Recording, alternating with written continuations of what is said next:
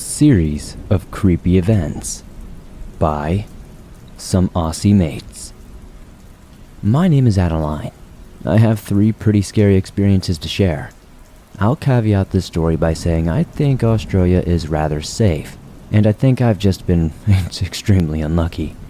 The first experience happened 11 years ago. I was around 16 years old. I was a pretty wild child and had quite a grown-up figure for my age, as my friends and I liked to dress up. My friend and I wanted to sneak into some clubs. The legal age is 18 here in Australia, as they didn't used to check ages at the door that much. We would then get guys to buy us drinks or whatever, as they typically checked your age at the bar. We did this almost every single weekend for quite some time, and nothing really ever happened.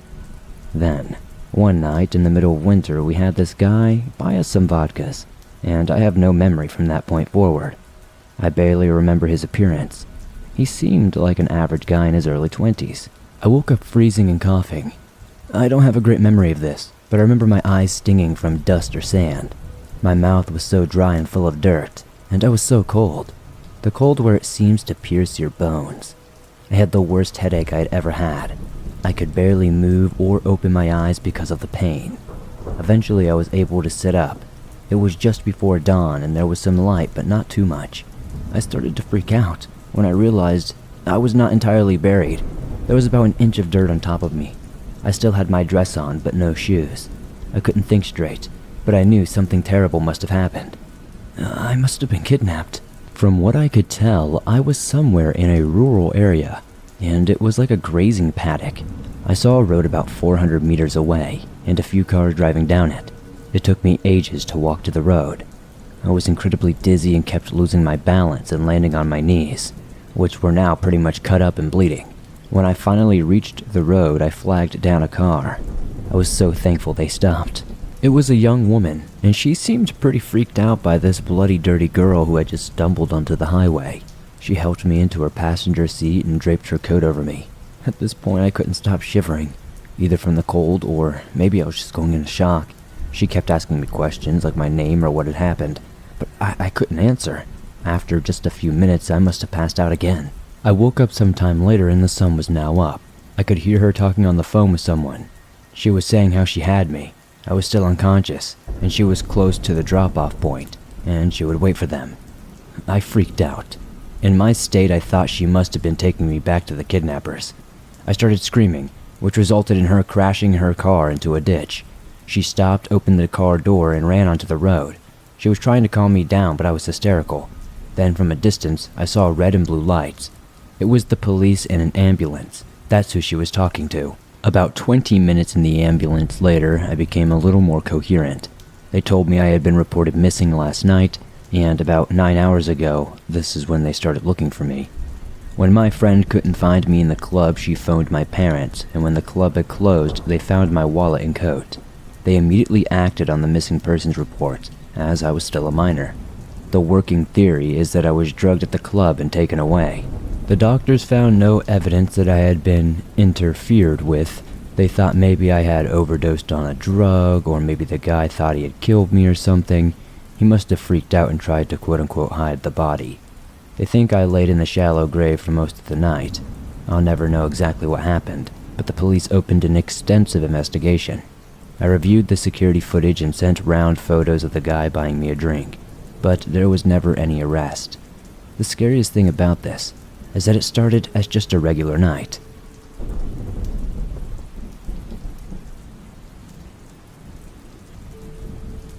Strange Experiences as a Travel Influencer by some Aussie mate. My friend Jess is an Australian travel influencer. She and her boyfriend travel around Australia in a van and share great beach locations, restaurants, clothes, etc. They earn pretty good money for it, enough to keep them on a perpetual holiday. This one time, they were on a deserted beach in the Northern Territory, and technically they were trespassing, as this was native land, and you weren't allowed to just use it. They said it was stunning, and they were taking loads of photos, bikini photos, etc., and they were pleased with their content. After about 2 hours, a bunch of Aboriginal kids turned up, 4 boys. When I say kids, they were between 10 and 14. They called my friend a few names and told them they weren't allowed here. Jess and her boyfriend got the message and started packing up their things. Unfortunately, Jess and I laid out a photo shoot worthy picnic, so packing took a little while. They noticed the kids found a goanna, a relatively sizable Australian lizard, and were proceeding to kill it by whacking it against a rock. Jess didn't want to be judged, as she knew Aboriginals were allowed to hunt and kill native animals. But the violence unsettled both her and her boyfriend. Jess thinks the kids were trying to show off to her. After all, she was a glamorous girl in a tiny bikini. Jess then said she had the strangest experience of her life. She said all the sounds were just turned off, and the wind died. The kids noticed it too. Jess then said she heard murmurs from the trees just past the beach, like people were talking to each other, and it sounded angry. Jess and her boyfriend scanned the tree line to see who was coming. They didn't want to get into trouble for being on native land. At first, they didn't see anything, except something was moving, as she glimpses of it, like a human. But Jess thought it was too tall for a human, and too pale. Most of the people out here were Aboriginal, and these figures were pale. Like, strangely white. Jess couldn't be sure of what they were. Every time she went to focus on one, it was gone. It was like they were always just out of direct sight. She couldn't say what they looked like because she never got a good look, but she could tell there were at least 10, maybe more. The kids started to panic and called out that the mimics were there to punish them for disrespecting the goanna. The murmurs were still impossible to make out, but were louder and more angry than before. Jess said she'd only had this feeling once before, and that's when she scuba dived with a tiger shark. The feeling like she was prey. Everything in her body screamed she was in danger and needed to leave. Jess and her boyfriend jumped into the car and were about to leave, but the kids ran up to them, screaming. Despite her boyfriend's objections, Jess let them into the car, and they all piled into the back seat and pleaded for them to drive, but to leave. They had to go along the road through the trees, right where the figures were. Her boyfriend drove down the dirt road quickly without braking the car. Jess scanned the trees as they went through them. She saw nothing. Just the typical bushland you would expect. When they eventually joined the main road, they let the boys out. She offered to drive them to their homes, but they said they would walk.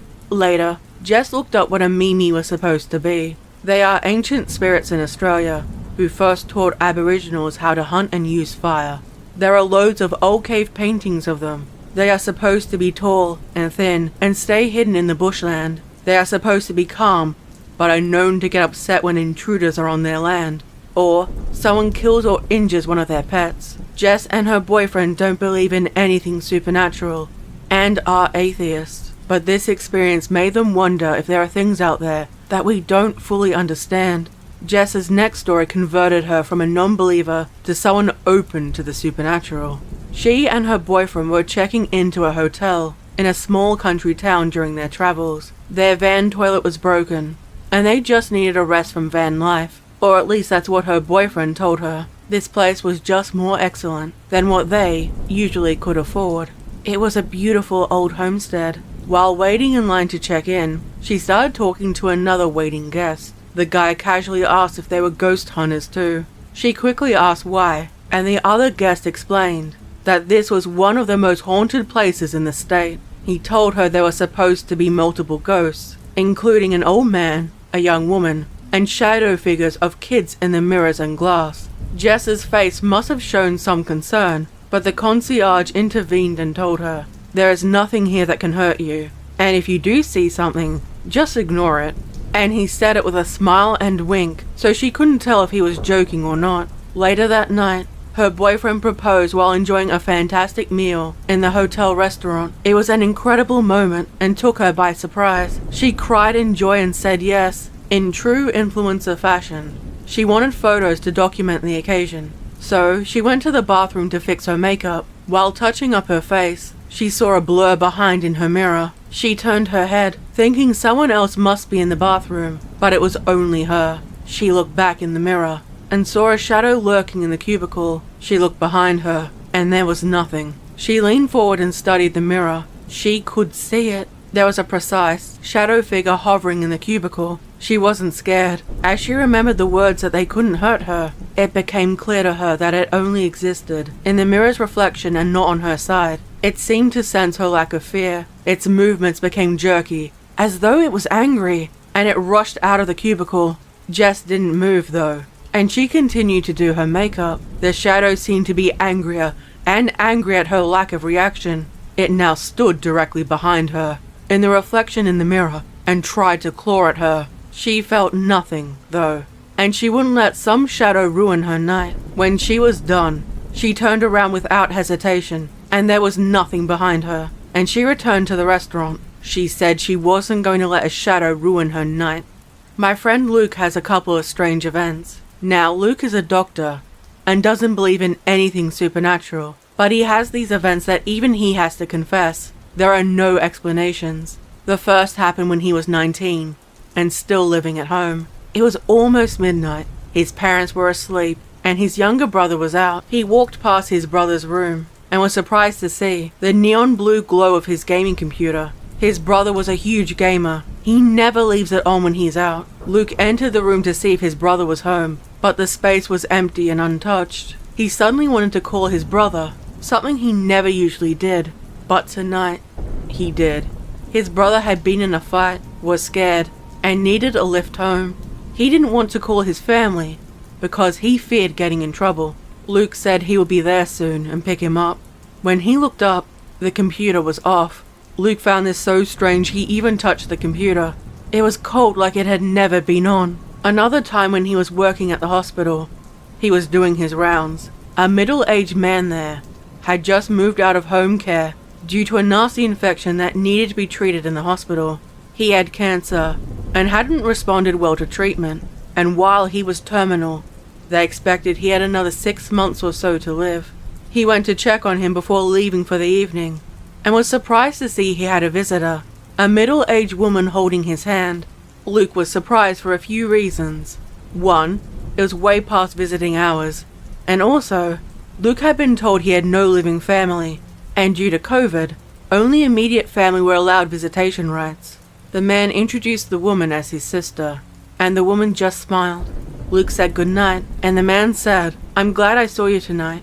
I wanted to say goodbye." Luke laughed and said he will be back tomorrow to check on him. That man died unexpectedly that night, and none of the nurses or doctors remembered him having a visitor.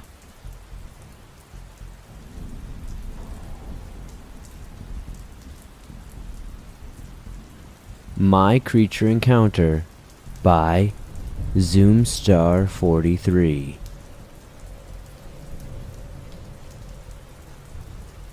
I live in a rural town in Australia, and I'm used to seeing kangaroos and hares when I walk alone. This was on a Saturday, and I went for a walk on this trail that I had found.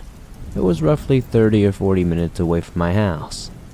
The trail follows a bike track till you reach a fork in the path. If you leave, you end up back at the beginning of the way.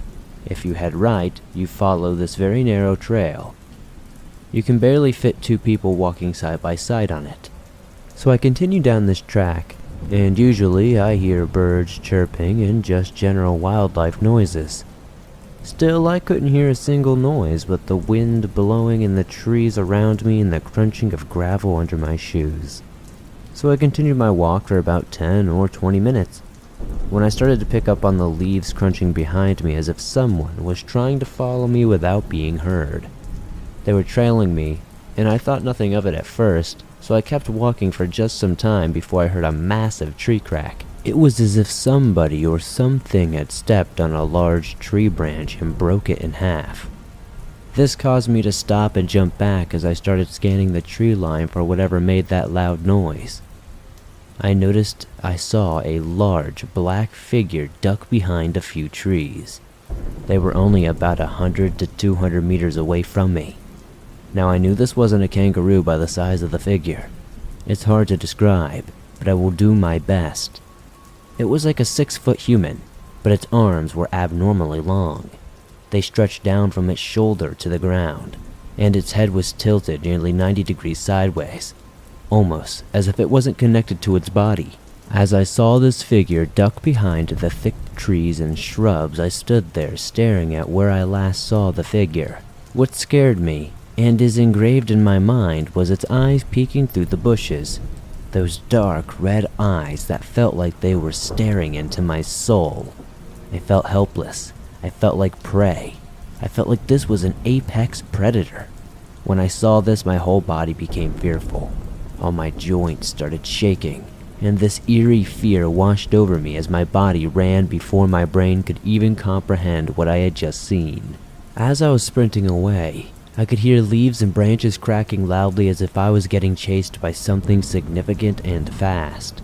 I never looked back as I was chased for what seemed like ages, my blood coursing through my veins and my adrenaline at an all-time high. That's when I heard the most high-pitched screeching sound that I've ever heard in my life.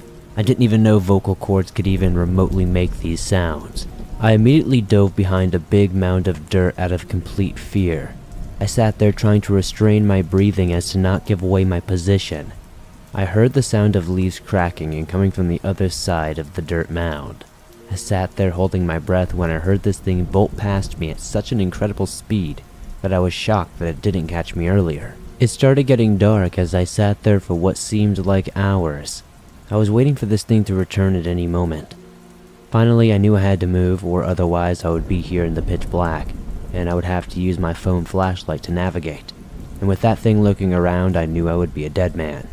So I nervously got up and sprinted back to town. The rest of the day was seemingly normal, and I have never heard or seen anything like that ever again. But I still refused to go down that trail, as I've never been that fearful for my life, and I'm grateful that I hid in that fork in the road, because I would not be typing this here today. Urban Exploration Gone Wrong by Accomplished Mix.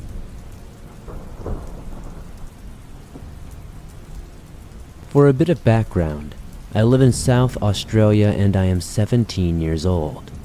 I have always been interested in exploring abandoned buildings, so for my birthday, I decided to meet up with a friend that I met on TikTok that goes urban exploring. I'll call him Jack. To set the scene, it was a slightly warm day in Adelaide. My friend Chris and I caught a bus to town and met Jack at a bookstore. After hanging out for some time roller skating in an empty car park, we explored an abandoned gallery 7 or 9 stories tall. I forgot the exact number. Jack crawled through a tiny vent to unlock the doors, and Chris and I waited for him. After gaining entrance, we explored the building 30 minutes from top to bottom.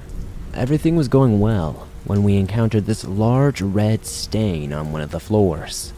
It was still wet, with a few cigarette butts left roughly in the center of the paint. All 3 of us agreed that the color was very suspicious and looked like blood, but we couldn't tell if it was blood or paint. At one point, Chris and I were at the center of the floor, looking down at this mezzanine or indoor balcony. Jack was trying to pry a door open to my left about 8 meters away. Suddenly, he let out a scream and dropped his torch. I looked up trying to figure out what had scared him. I thought that maybe he had seen a giant spider or something dumb. After staring at the door for quite a few seconds, I saw a hand squeezing through the hole where the doorknob would have been. My friends and I quickly regrouped and walked away from the door, right where the stain that looked like blood was. A few seconds later, the hand's owner started walking rapidly toward us. As 3 teenagers, we all felt just a little bit nervous. The hand's owner was an older male in his 30s, maybe more significant than us in size. Nevertheless, Jack remained calm and started having a conversation with the man. The older male told us that he was from Melbourne, had been drinking with some friends in a band, and stayed there overnight. He then noticed the stain on the ground, and that is where things get a bit weird. He told us that his friends had removed the body and demanded that we were not to tell anyone. We all collectively agreed not to tell anyone, and we were feeling properly weirded out by this point. So I pulled out my pocket knife, keeping it behind me just in case. The man did eventually leave us alone, and so we got out of there. After a couple of months, probably somewhere around February 2023 to be exact, Jack and I met up again and ended up exploring that same building. The stain was still there, but this time it looked like somebody had poured another liquid on top of it to try to clean it. They did a half-assed job. Nothing weird happened during that exploration except for an alarm that Jack did not set off, or myself set off, going off by itself. There was a mutual feeling that somebody else had been in that building, but it's hard to say for sure.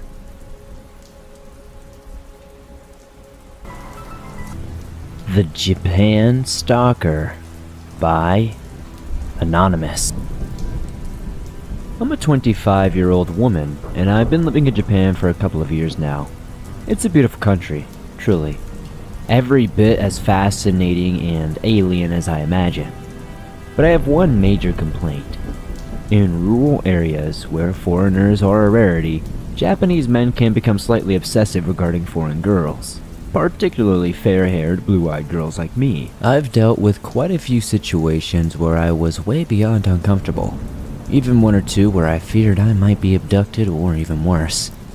One such encounter occurred a few years back when I was in the third year of my university course. The following was a very brief encounter, but a terrifying one nonetheless. I was studying abroad at a school in Saitama, a suburb of Tokyo only 15 miles away from the capital city center. I was meeting many new people, making many new friends, practicing Japanese, and generally having the time of my life. One day after classes were finished, my friends invited me to shop at a local supermarket to get things for a nabe party. Nabe is a potluck dinner for those who don't know. You get some fresh vegetables and cuts of meat, then put it in a big pot on a little gas burner before everyone gathers and eats together. It's a huge part of traditional Japanese culture and a tremendous socializing thing. I was over the moon that they invited me. I was usually left out of these things at first because I was an outsider, whereas they had known each other since their freshman year. Though we had been singing together over the past few months, they had grown to be like family to me. Each like an overprotective big brother, especially a guy named Shinji. He was short and a bit on the heavy side, but he was highly charismatic. Whenever he saw me fumbling around nervous or confused, he'd quickly appear by my side and throw a heavy arm around my shoulder, asking, "What's the problem, Jamie?" We all went to our friend's house for the party and drank and talked until pretty late. I checked my phone at one point to discover that it was already 4 in the morning, and my battery was dying. The guys had already decided they would sleep for a few hours until the train started back up, but I was only about a 30-minute walk away from my shared apartment. I announced that I was leaving and started packing my stuff up. Shinji offered to walk me home, but I politely declined the offer. It would be sunrise soon, it wasn't all that far, and I would definitely make it to the station safely, right? Only to see a single car parked outside with a man I didn't recognize leaning up against it. He was staring at me. He was much older than me, in his mid-30s or even early 40s. His head turned, watching me as I approached the station. I began picking up my pace a little, crossing to the other side of the street to avoid him as best as possible. But I heard the car door slam and the engine start up. Headlights illuminated me, and he turned to drive alongside where I was walking. His window rolled down. "Good morning, Gaijin," he said in Japanese. Gaijin means foreigner. "You're walking alone, huh?" "No, I'm gonna be meeting with some friends soon," I replied politely. "My word, you speak excellent Japanese. Where are you going?" I started walking faster, pretending not to hear his last question.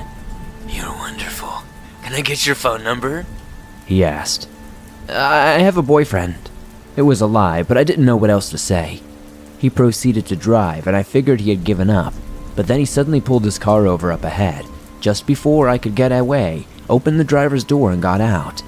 "Let's go home together," he repeated a little more vehemently, taking a few steps toward me on the sidewalk.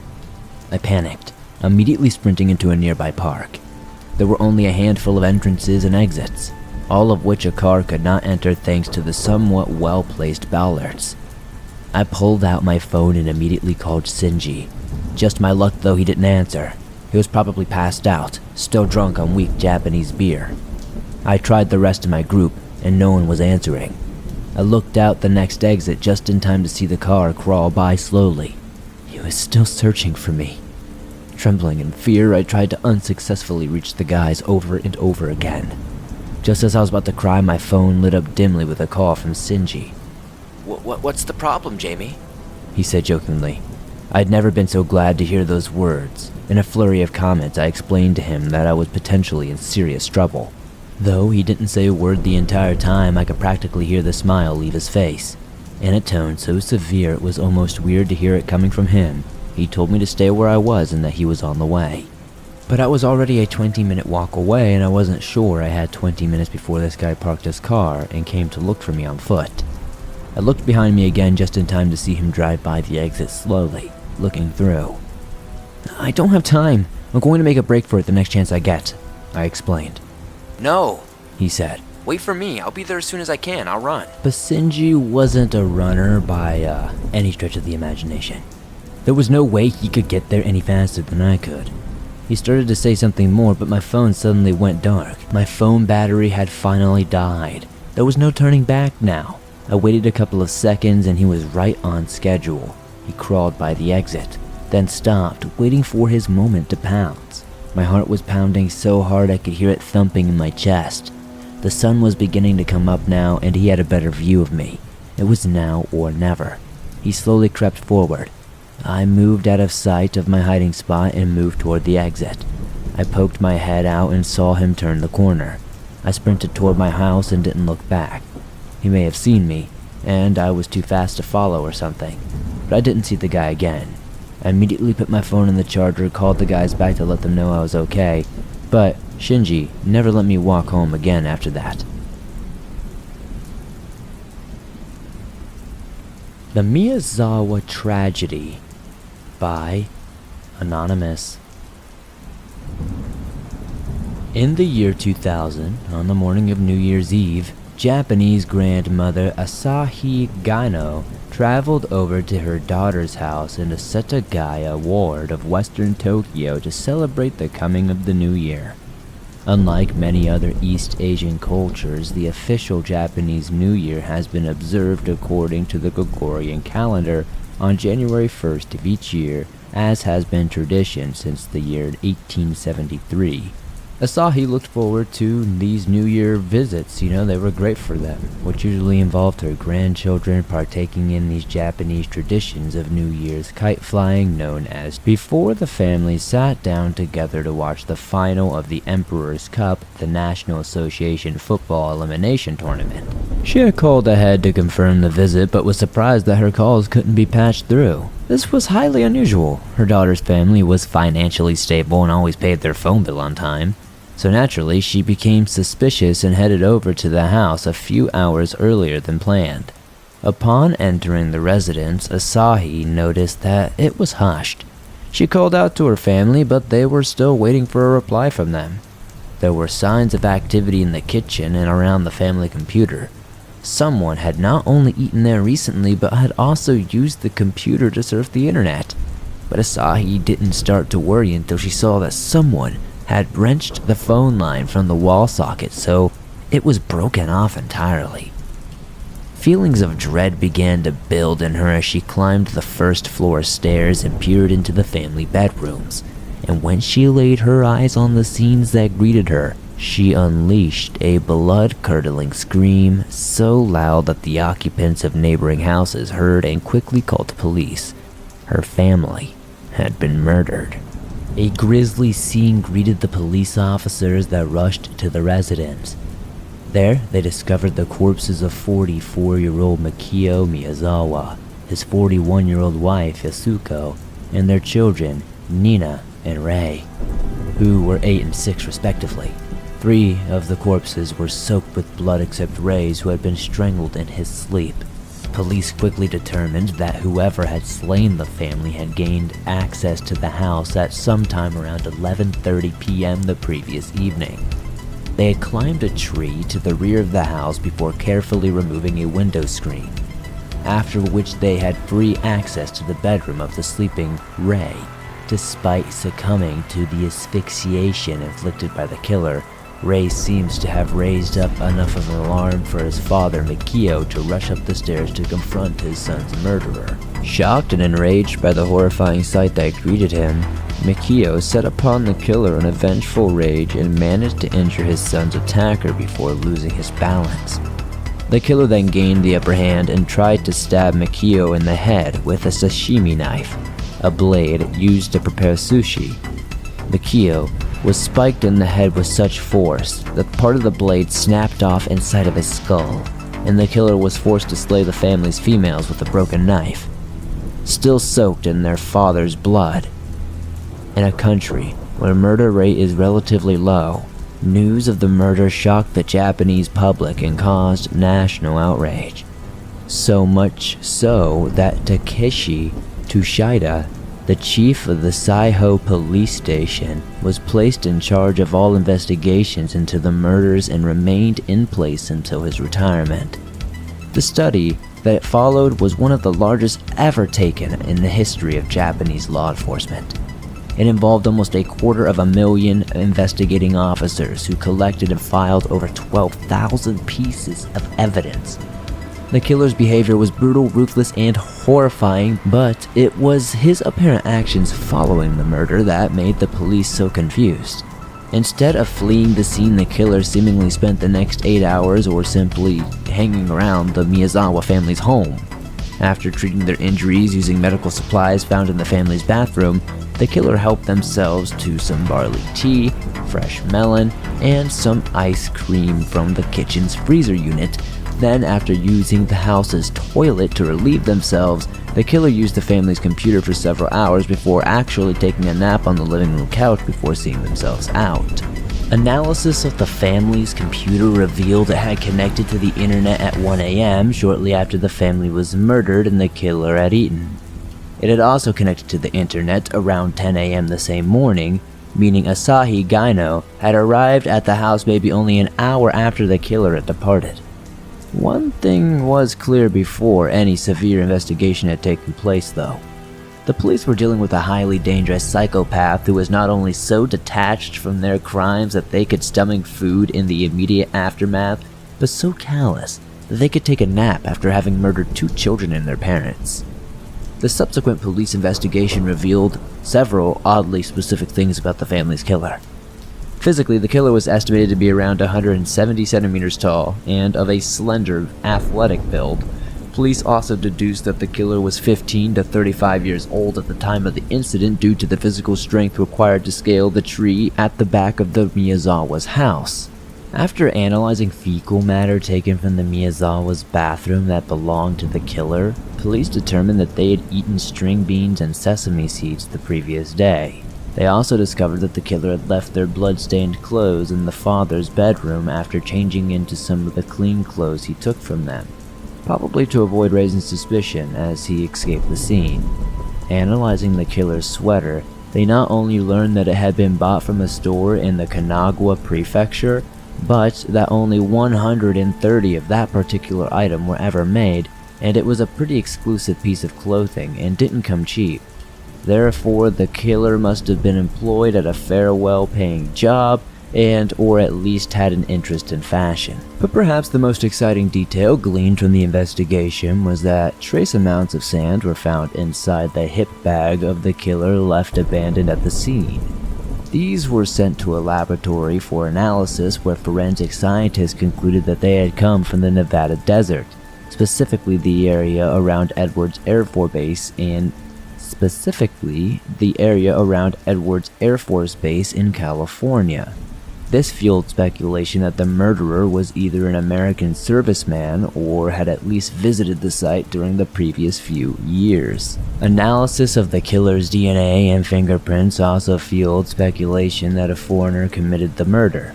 Neither the DNA nor the fingerprints matched any of the records of Tokyo police, which could have simply meant the killer had no previous criminal description. However, analysis of the type A blood found at the scene revealed that the killer was male.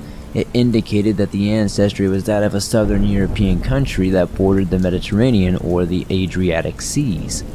This discovery led the Tokyo Metropolitan Police to seek help from the International Criminal Police Organization, as it was possible that the killer was no longer present in Japan and had escaped the country following the brutal murders. This would explain why, after such a thorough and widespread investigation, no single person was ever charged with the murders.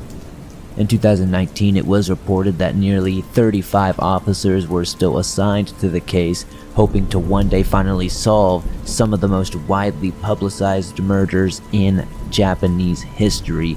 And every year since the murders, the Tokyo Metropolitan Police Department makes an annual pilgrimage to the house for the memorial ceremonies to commemorate the crime and ask forgiveness that they have failed to discover the killer's identity and bring them to justice. We can only hope that one day the murderer is caught and punished for the horrific crimes they committed. But with every year that goes by, this outcome seems less and less likely. I found something disturbing in Aokigahara Forest by Paige Turner. Hello, Swamp Dweller. It's strange to finally write this after months of meticulously crafting the perfect letter with which to grab your attention. But sadly, those hours were in vain. It's impossible to express the entirety of what happened without including some rather embarrassing details. But I can't keep this to myself any longer. Hopefully, you can see past my mistakes and consider reading this to your viewers. There is no defense for my intentions, but I would like to conclude this preface by saying that I am a different person now. My name is Parker, and I'm a 21-year-old manic-depressive, bipolar college dropout. I'm also a snob and an all-around asshole. This isn't a cry for help, it's an explanation. You see, I've been coming to the swamp since 2018. It's one of a few pleasures in my pathetic life. Any tale where someone suffers more than myself is a treat. But here, I don't know, there's something special about the atmosphere. I've nearly convinced myself I'm visiting a real place. Did I cross a line from a loyal fan to obsessive psycho? Probably, but listen to my whole story before passing judgment. Eventually, listening wasn't enough anymore. I wanted to keep the show going daily, to hear my words shared with everyone here in the swamp. The problem? I was a boring nobody, and apparently so was my family. There wasn't a single haunting or a stalker among us. Finally, I decided to create a work of fiction. But they were dull, and even if you read them, they'd be immediately forgotten. No, if I was going to lie, it was going to be something memorable. After trashing a dozen or more drafts, the entire world stopped. My sister died, and I experienced real pain. The previous depressions were nothing compared to the new torments of daily life. Leslie was walking to her car after work when some shitbag just grabbed her. But that's not the story I'm here to tell.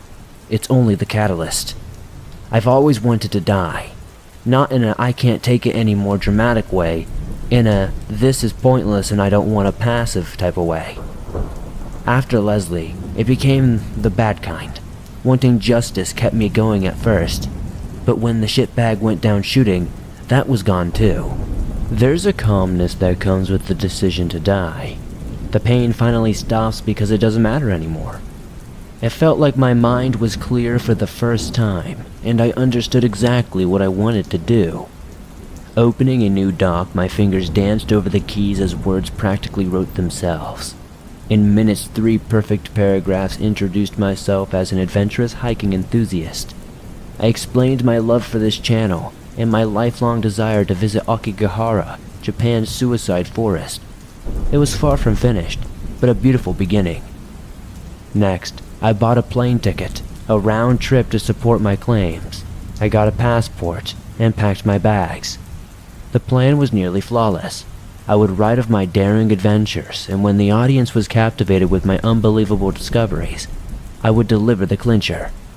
The returning tomorrow will update soon. Of course, that was never going to happen. Later, when my body was discovered, well, you get the idea. There was a chance details about my true personality would surface, but most people want the mystery.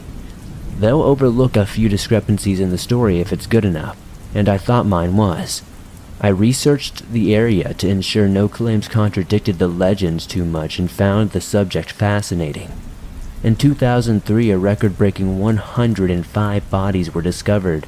In 2010, over 200 suicide attempts were made. Due to the drastic increases, they won't release the numbers anymore. In the year 864, Mount Fuji erupted, and where the lava flowed, Aokigahara eventually grew. Halfway up the mountain, one can see the forest from high above the treetops. The breathtaking view is the reason it was named Yukai, or Sea of Trees. Unfortunately, the surrounding villages were poor and starving. It was common for families to abandon their elderly in the woods and call it mercy. Many of them committed suicide rather than face weeks of starvation and exposure. This brings us to the Onyo, a vengeful spirit capable of causing physical harm. Many claim these malevolent beings are responsible for most, if not all, of the forest deaths and disappearances. Even experienced hikers tend to lose their way. Now, the public trail ends with no trespassing notices and warning signs. Those who are determined to die simply venture forth and do it. If they're unsure, they tie a ribbon in the trees to guide their possible return. Sometimes, locals volunteer to perform suicide checks and know what it means to find one of those trails. In case you're wondering, I took camping gear, but only to support future claims. We can skip the swank hotel, weird toilets, and actual trauma of public transportation. I'd rather jump to where fantasy and reality diverged. Once I learned what it was like to travel in a crowded city, I knew multiple trips were out of the question. Instead, I took everything on the first day. Finding reception at the bottom of the mountain seemed preferable to another round trip. Plus, it fit my narrative better. I was just camping, but things were so scary I came down to send this. At least, that's what I told myself. It wouldn't matter why I went back afterwards. People always make dumb decisions in those situations. Let everyone speculate I forgot something, or maybe I was forced. The important thing was to steer them away from suicide. I don't care what went in its place. Onyo, Yakuza, aliens, pick your poison. From the moment I arrived, things were more difficult than anticipated. The insects were drawn to me like they smelled a foreign delicacy in my blood, and the weight of my gear increased with every step. When the trail split in two, I stopped for a much-needed break. The signposts were in Japanese, but a passing elderly couple speak English well enough to help. They exchanged worried glances after noticing my tent. I insisted my interest only lay in camping, but it was doubtful that they believed me. I'm still in awe of the forest's beauty. It's amazing what nature can do when the trees aren't cut every 10 to 20 years. If you leave the trail, even before the forbidden zone, it's practically guaranteed you'll get lost. I stopped for a few more breaks along the way and reached the end in roughly 2 hours. A small barrier with numerous warnings offered no challenge in preventing my entry, but that's what marks the point of no return for so many. My first glimpse revealed tattered ribbons of all colors and sizes blowing in the breeze. I worried my line would be too easily seen if it started within view of the trail, but then noticed a uniquely shaped tree in the distance. Halfway there, a blue, uncut ribbon could be seen stretching into the dense foliage ahead. It inspired a combination of fear, curiosity, and regret. Turning back, I found a new landmark to the right. When sure no one was nearby, I started my own red lifeline. It was a solid hour before I found a suitable place for the tent. It was the lightest available, but as the clouds gathered overhead, the choice felt regrettable. Not checking the weather is a perfect example of the basic things I overlook in laziness. I set up between two huge trees and hoped the heavy rocks above me would help against the wind. There was nothing to do against flooding except hope it didn't happen. It wasn't until resting inside that I heard the sporadic patter of raindrops and realized the trees blocked most of it. Luckily, it never rained hard enough to be more than a nuisance, but the soothing sounds lulled me to sleep. Nightmares are a common theme in the forest legend, but that's true for most haunted places. Regardless, bad dreams are ineffective threats against those of us intimately familiar with night terrors. as long as we realize we're sleeping. One moment, I was resting comfortably. The next, footsteps were crunching in the distance. I rose to look outside, fully expecting a bear or a deer. My ears couldn't discern how many legs it walked on, just that it was heavy. The sound stopped instantly when I unzipped the flap. Taking a few cautious steps forward, I scanned my surroundings. It was then that I realized Aokigahara was a serial killer's paradise, but it was too late for new worries. Besides, I was there to die. If someone wanted to help, why complain? I turned and felt urine stream down my leg. Standing not 5 feet behind my tent was the elderly couple from before. Except now, they look like zombies. They weren't ghostly apparitions, but solid bodies. Their faces were chalk white and peeling. The woman's neck had jagged red slashes, and her husband was missing a portion of his skull. With a sickly rotten smile, the man, in perfect English, asked, "Are you sure you're only here to camp? Is there anything you'd like to talk about? We're wonderful listeners." As he spoke, they advanced from both sides, and I stumbled backwards. "Oh, don't be frightened, dear," his wife added. "We only want to help. We have a grandson your age, or we did, until he left us to rot." "The sorry, selfish bastard." Her voice became deeper with every word until it no longer resembled a woman's. I retreated faster and soon fell flat onto my back. Twisted roots and rocks jabbed painfully into my skin, but there was no time to stop for the stars dancing in my vision. The couple's approach grew louder with each step, and their cold iron grips could come at any second. I flailed, desperately propelling myself backwards, but my clothes snagged in several places. Finally, when I thought my heart would fail from pure terror, I jolted awake with a loud clap of thunder. Outside in the cool, fresh air, I noticed my clothes were soaked in sweat. Once changed, I started a fire and wondered at the possibility of staying awake for the rest of my life. Having one of those dreams at night was something to avoid. Phantom pain lingered from the imaginary fall, but as a lifelong hypochondriac, I've learned to ignore most aches and ailments. In a blatant act of rebellion, my brain showed me awful things waiting in the forest, creeping closer by the minute. I didn't care about the story anymore. I was trapped. If I fled in the dark, every branch would be fingers, every animal would be demons, and every cold breeze could be the Reaper's breath. Shadows darted about in the corner of my eye, but I was paralyzed. The trance was only broken when a figure suddenly lunged into the clearing. I turned my head in time to catch a glimpse of a pale, angry woman before she vanished. Taking advantage of my regained mobility, I dove into the tent. I felt a cold certainty. That's what they wanted, but my anxiety grew in tandem with the darkness. Staying outside was not an option. I felt naked and exposed. Countless eyes were watching, waiting. But for what? The whispers hinted suicide, but I wasn't ready to admit I heard them yet. Things were almost calm during the first hour. Writing seemed like a good distraction, but it was difficult to focus.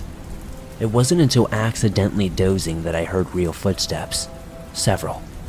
The firelight cast tall, exaggerated shadows onto the tent, and they grew taller with every step. There were at least 6, maybe even more. I thought they would force their way inside, but they circled me like vultures. Round and round they went, slowly, never stopping or talking, but occasionally they showed me things. I could hear, smell, and feel everything.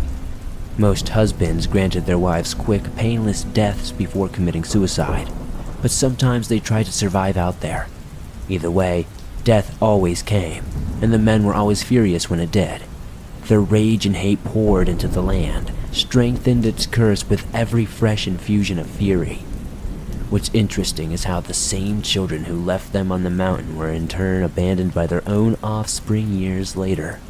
The Onyo never forgot, and their sons were greeted accordingly. The practice of abandoning the weak may have ended, but its victims remain, and they hate us, all of us. The visions continued until all meaning of time was lost. My head ached and my eyes grew heavier with each passing minute. I had drifted off for only a moment when the sound of tearing fabric startled me.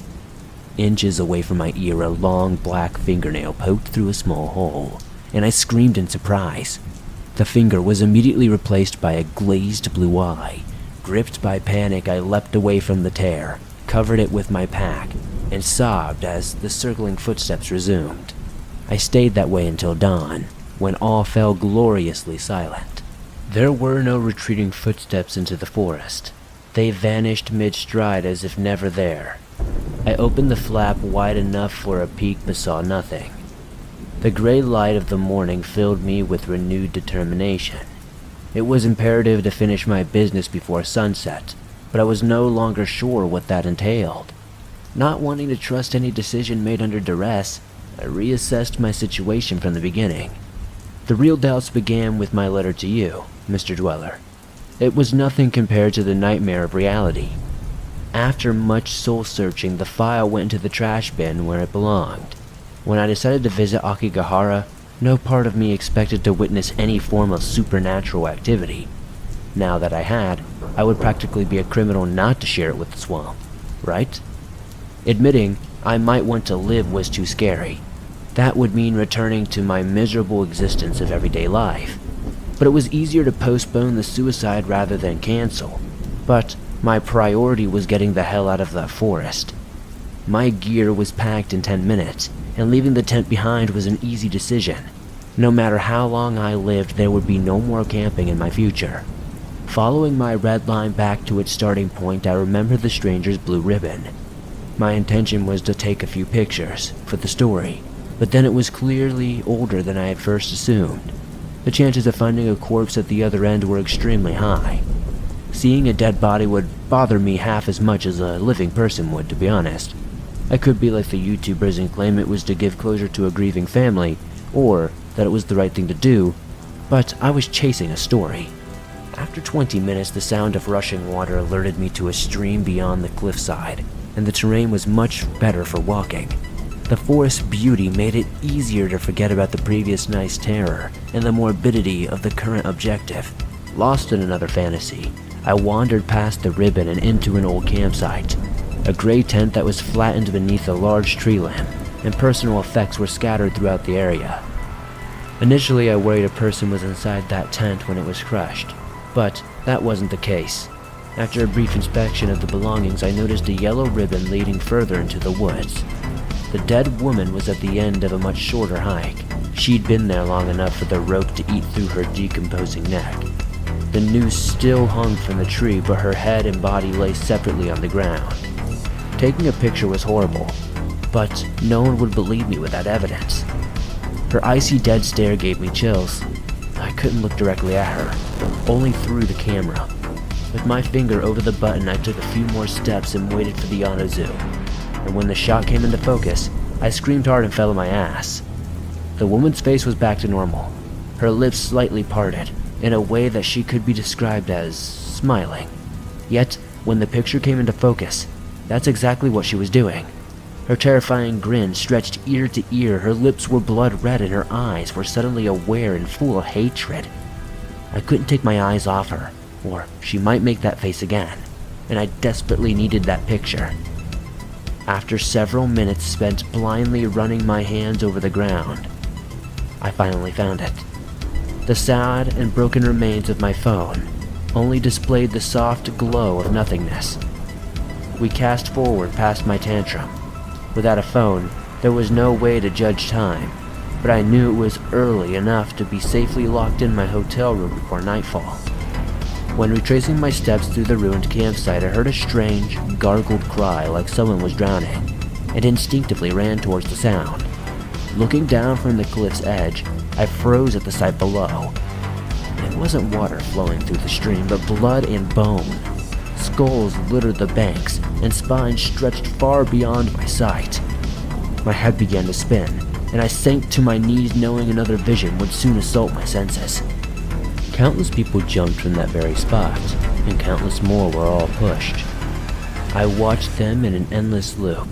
So many people, just like me, were surrounded by a horde of ghoulish figures taunting them and poking them until they fell. Death was not always instant. Some only suffered broken bones.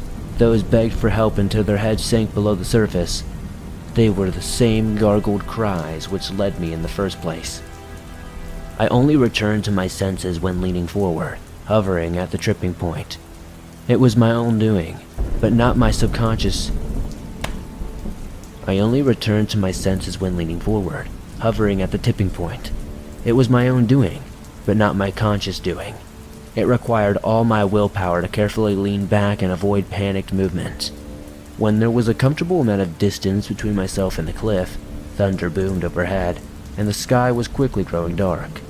That's when I remembered my laptop. It had a clock, but with a little luck, my phone would appear on the Wi-Fi options. At first I assumed it must be on American time, because why else would it say 5:15 p.m.? The battery was over half full, but the power died when I opened the Wi-Fi settings. When pressing the power button, the light blinked and died. If it was almost 6 p.m., that meant I missed the sun's entire journey across the sky while I was... what? What could account for so much time? I had done nothing but walk. The answer hit me, and I almost lost a little food in my stomach. It hadn't felt long at the river, but my muscles were weirdly stiff when I returned to my senses, as if confirming my worst fear. The bottom of the sun dipped just behind the mountain's back, and a long shadow fell across the land.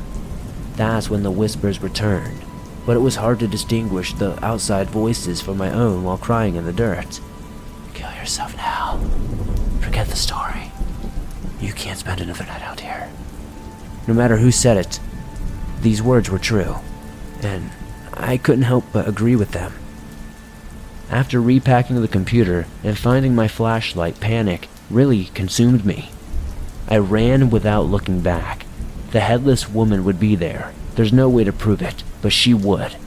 A painful stitch in my side soon forced me to stop.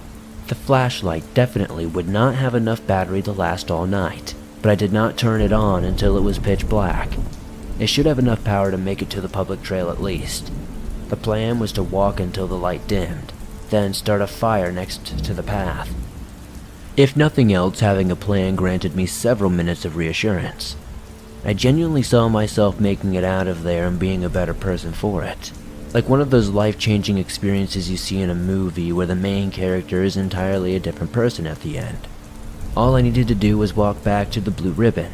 Even I couldn't get lost in that short space between it and the public trail. The ribbon was gone. I followed it when fleeing the river, but it wasn't there anymore.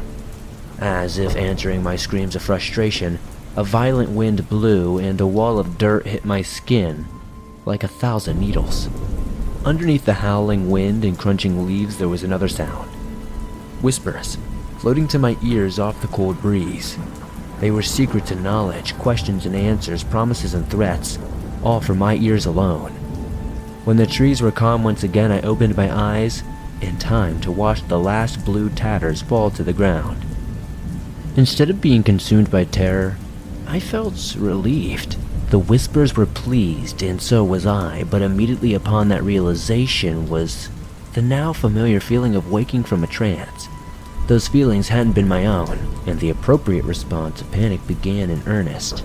Thinking the trail must be close, I used the flashlight and kept moving in the same direction. Fun fact, walking in a straight line is impossible without a guide. You'll always make a circle. Feel free to Google it. I didn't believe it either, but it was an interesting read. I pointed the flashlight into the cluster of trees and took 3 deep breaths before proceeding. The light bounced with my unsteady movements, and the whispers begged me to look for their faces, to follow them home. But if they were trying to lure me right, I needed to go left, and that's when the old couple returned. The moment the light fell on their rotting faces, I came to an abrupt halt, and they laughed at my fear. "You'll think he'll wet his pants again?" the man asked his wife.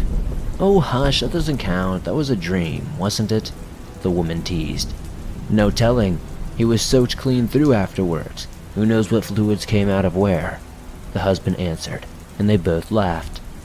My eyes only glanced away for a second, and my head never moved an inch. Yet they halved the distance between us. Despite every conscious effort to avoid it, I yelped and fell once again.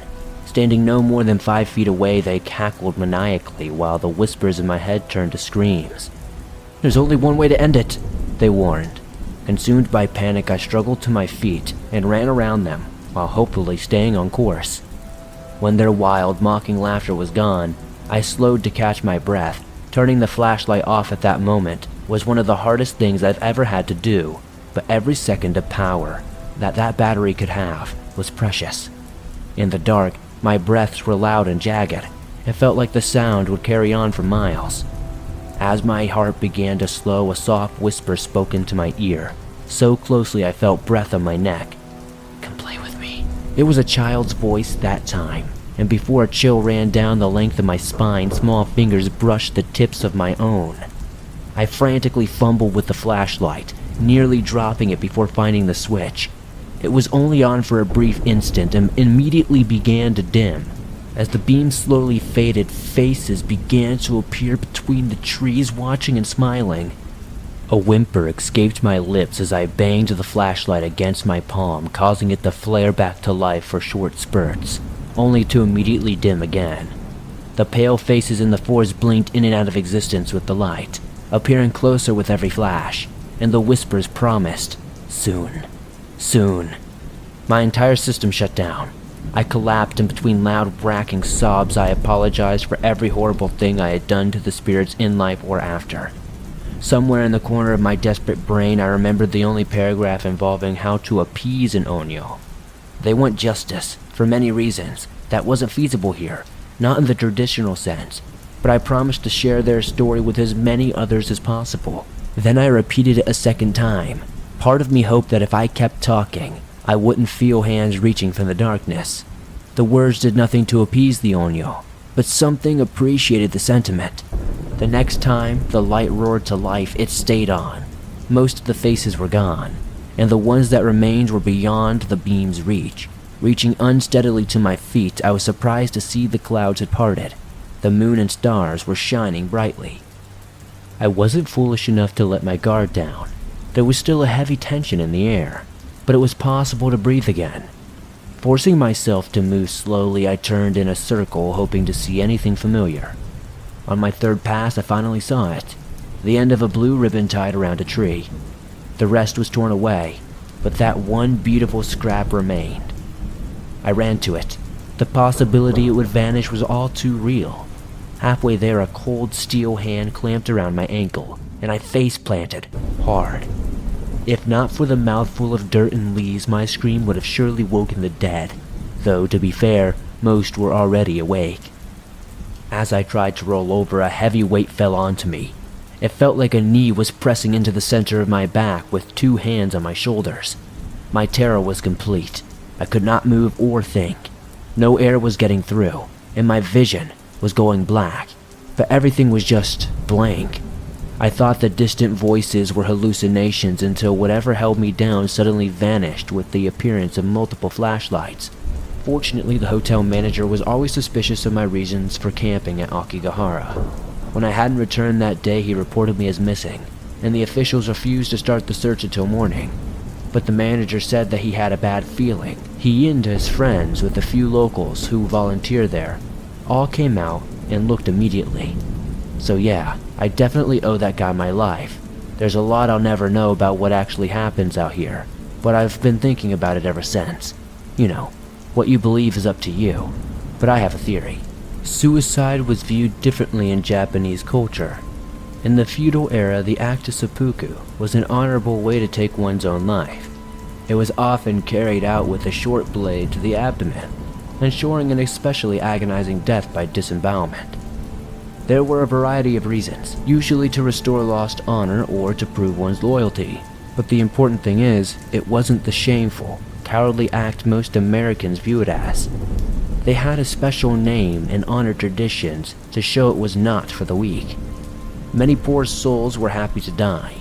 They saw it as putting extra food in their children's mouths and freeing their caretakers from an unnecessary burden.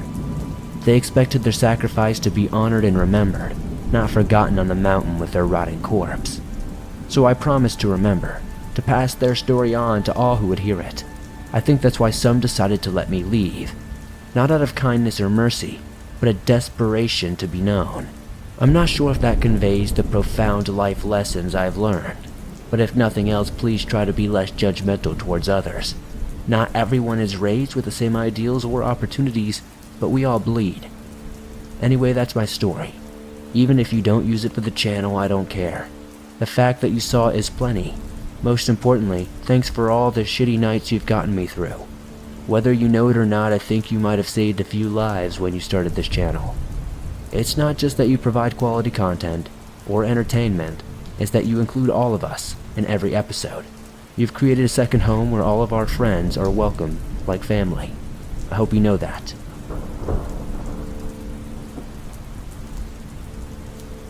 Strange Girl in Japan by Rahodai. This happened in August 2019 while I was visiting my cousin and friends in Yokohama. I was 19 years old at the time. I was on my way back from my friend's apartment to my cousin's place where I was staying. It was close enough, so I decided to walk. Despite it already being dark and late outside, I was rather close to Yokohama Harbor, walking on the pathway right next to the water. In the distance, I noticed a figure standing next to the railing, staring out to the sea. There was nobody else around, and I got a strange feeling from them, but I had to pass them regardless. The figure didn't seem to move when I got close. For some reason, I stopped to look at them when I was right behind. The person was wearing a black trench coat reaching past their knees and had their hands tucked in its pockets. While I was staring at them, they turned around to look at me. The street lamps provided a good light, and I was standing close enough to make out their features. It was a girl, clearly foreign, and the first thing I noticed was how absolutely beautiful she was. Rather tall, maybe around 5'8", dressed in modern, entirely black clothes, and dark wavy hair reaching their shoulders. She was young, couldn't be any older than 18, maybe even younger. My gaze lingered on her eyes and a chill went down my spine. They were light but completely empty. It was like looking into a void. She stared at me. Her expression was blank. It didn't change since she had turned to look at me, but I had a feeling that she was waiting for me to do or say something. I tried, but I couldn't find the words. I was frozen in place. We stared at each other for quite some time, until at some moment I blinked and she disappeared. There was nowhere she could have gone. She just vanished into thin air. Absolutely horrified, I hurried to my cousin's apartment. When he saw me, he pointed out that I looked white as a sheet, but hearing my story, he just laughed and thought that I hallucinated some sort of hot girl. I researched Japanese urban legends out of curiosity, but I couldn't find anything about a young girl wearing a trench coat. She didn't even look like a ghost. It was like something that a normal human being would be doing. A few days later, while my cousin and I were on our way back to his apartment, something on the other side of the street caught my eye. I looked, and in the shadow of a back alley leaning against a wall was that same girl, still dressed in black, wearing a coat. She was clearly looking at me. Her expression was the same before, blank and maybe just a little bit bored. I shook my cousin's shoulder and told him to look, but when he did, she was already gone. Once again, just vanished into thin air. For the rest of my stay, I had a feeling that someone was watching me whenever I went outside, and sometimes I could see the black coat in the crowd. I could have just had paranoia, but I was seriously afraid. When I came back home, that feeling stopped, and nothing weird ever happened again. Does anybody have any idea what could have been going on?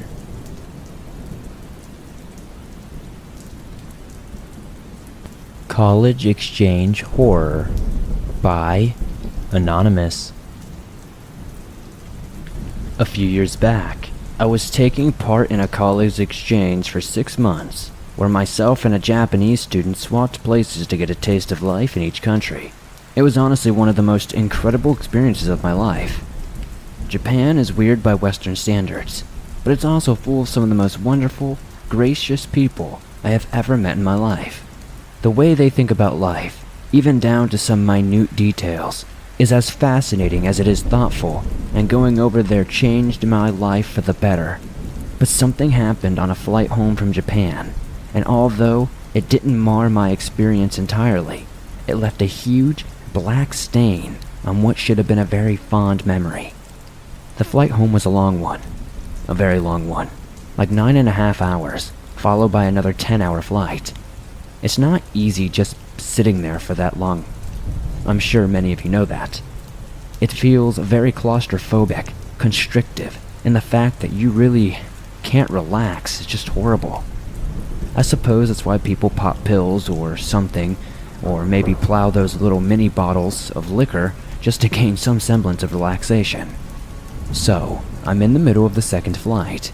This one is about 8 or 9 hours. That's going from Southern California to my hometown of Newark.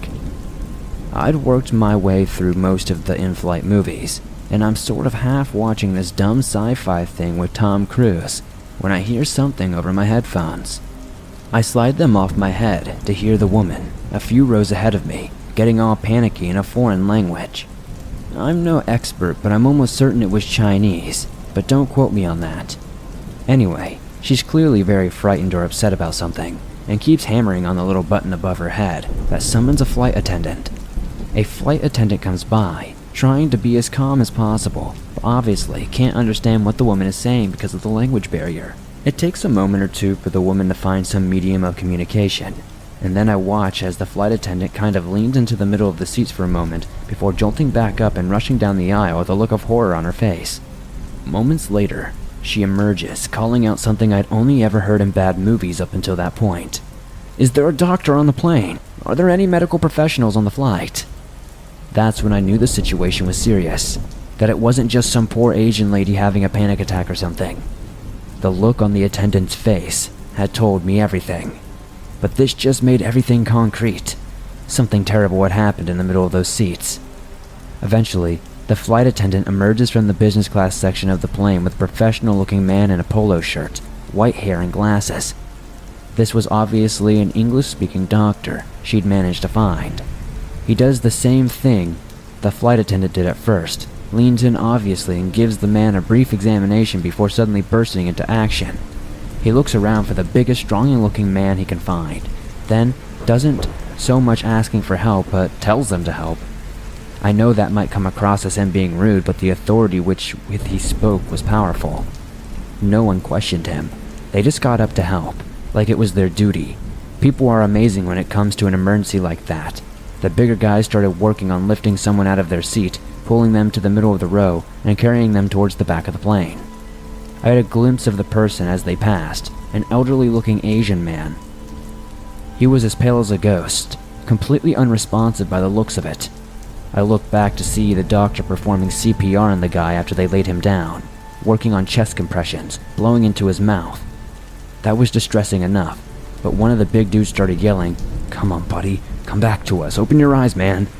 You could hear the distress in the man's voice when it sank that the guy was dead, that he had no pulse, and that he was not coming back at all. Some of the passengers were crying, others were praying. It was one of the most intense situations I had ever been in my entire life. So it is at this point that I look back to see that the flight attendants had produced a body bag from somewhere on the plane. I didn't even know they had those things aboard. I mean, it was exactly the kind of thing you normally see on some Vietnam movie. This big plastic-looking bag with a zipper running up the middle. The doctor and the bigger guys help put the Asian man inside before zipping it up, while some of the flight attendants start reshuffling people for some reason. They move everyone behind me further up the plane, asking a few if they'd like impromptu business class and first class upgrades. But no one asked me, so in the end, it's me with a row of window seats to myself, with 2 free rows behind me, and then it's the back of the plane. I really should have seen it coming, and asked the attendants to move me too, but the whole thing was so intense and everyone had so much to deal with that I decided it was better just not to make a fuss. But like I said, when it dawned on me what was about to happen, I really wish I hadn't been so reasonable about the whole thing, because suddenly, the guys are lifting the armrest on the second row behind me, leaning the seats back a little before hoisting the poor Asian man's body up and lying it on the seats. I can't even describe how incredibly uneasy the whole thing made me. There was no smell.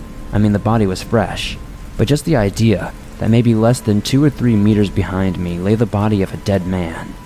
It was so impossible to really relax, and now it was even more impossible to not feel anxious. I tried to ignore it, but as you can imagine, that's just impossible. I found myself looking back between the seats every so often, just peering back at the shiny material, and just knowing that poor guy inside is without a pulse. It was horrific. On the way off, a flight attendant took my name down and told me I'd be entitled to money off my next flight for being so nice and quiet about the whole thing, that it hardly ever happened, and that they were so sorry that it had to be me that the body was nearest to. It was the least they could have done. But honestly, I don't feel like I want to fly again. Not for a long time to come.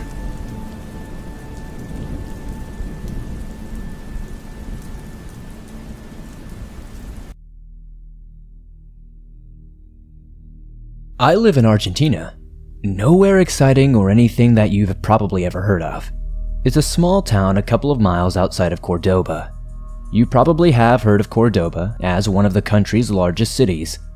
My hometown is just far enough that we get many benefits of living close to a big city, but not many of its problems. The only downside is that the small town Argentina life is very conservative, and I am gay. It's not as homophobic as other Latin American nations, but becomes pretty dangerous once you get outside the cities. I have a Grindr account. Most guys in my town don't use pictures of their faces. They don't want to get exposed to the homophobes in the city. So, only after talking to a guy for a while, you'll exchange selfies. I met this one guy early on, and we hit it off.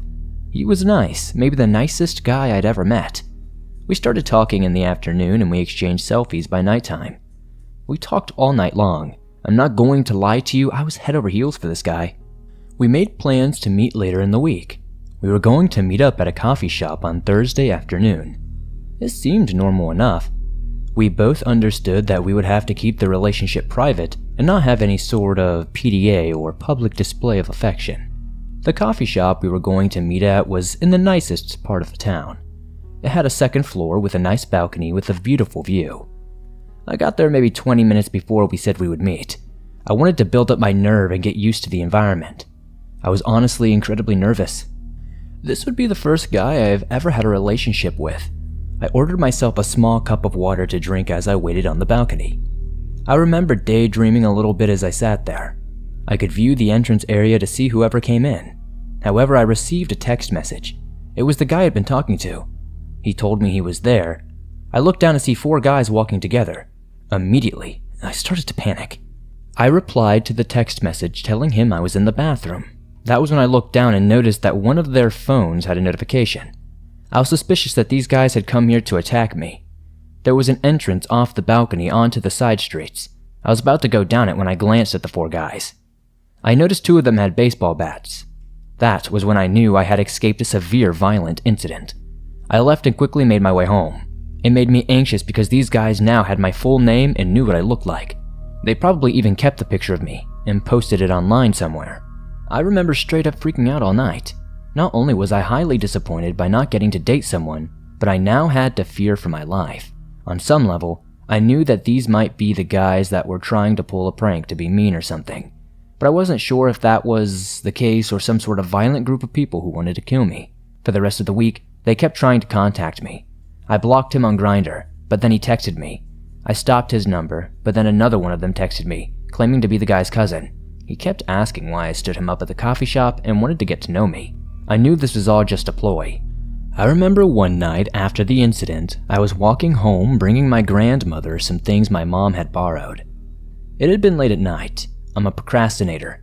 It had been a couple of weeks and I knew it wouldn't get done if I didn't do it right then and there that night.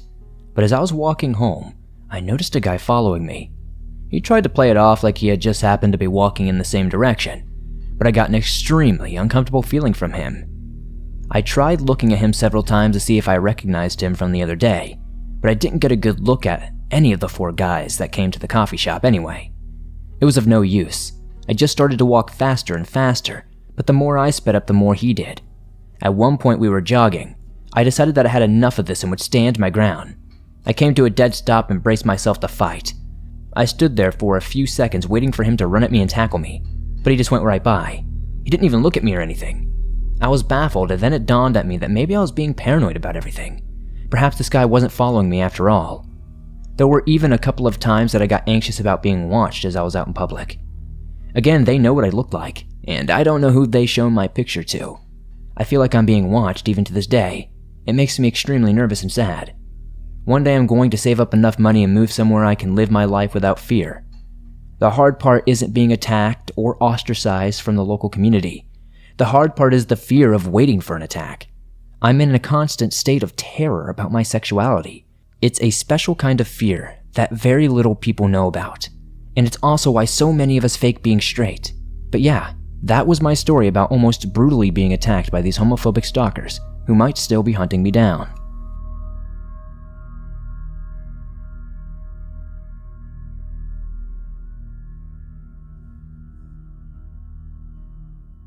I am from Argentina, and my English is not very good, so I used the Google Translator to share my experience.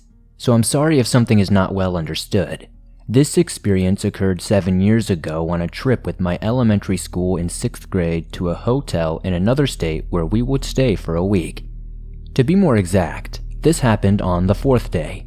We had just finished dinner and people who took care of us told us that we had to go to sleep, and each group went to their respective room. The rooms were divided into 3 groups of 3 boys, and I stayed with 2 friends in a room that had 3 beds placed on one next to another. Against the same wall in front of the middle bed where I slept, there was a television on the right side with a closet, and the left side had the bathroom. When we got ready to sleep, my friends forgot the TV control on the top of the table and told me to go manually turn off the TV, and I reluctantly went and turned it off. When I lay down on my bed again, I noticed something out of the corner of my eye. Something that was inside of the closet. It looked like a face that was stretched out. It was light brown in color, but it was not anything similar to a human being. This thing had no eyes or body, and was semi-hidden between the clothes of the closet. If I could even remotely say something that resembles it, it would be that stretched mouth monster that is in the game of Amnesia, but without eyes. Before, I did not believe in ghosts or cryptids or anything like that, but although it seemed strange, I ignored it. I thought it was a pile of poorly ordered clothes that looked like a face, or what I imagined a face due to the fatigue. I went to sleep, and after covering myself with the sheets, I felt a little curious. I poked my head out of the sheets to see if it was still there. That face was no longer there and had left a space where it was supposed to be. And after that, I noticed something else strange. But even more apparent, there was someone in a white dress standing a few meters from my bed, right between the television and my bed. At that moment, I covered myself completely.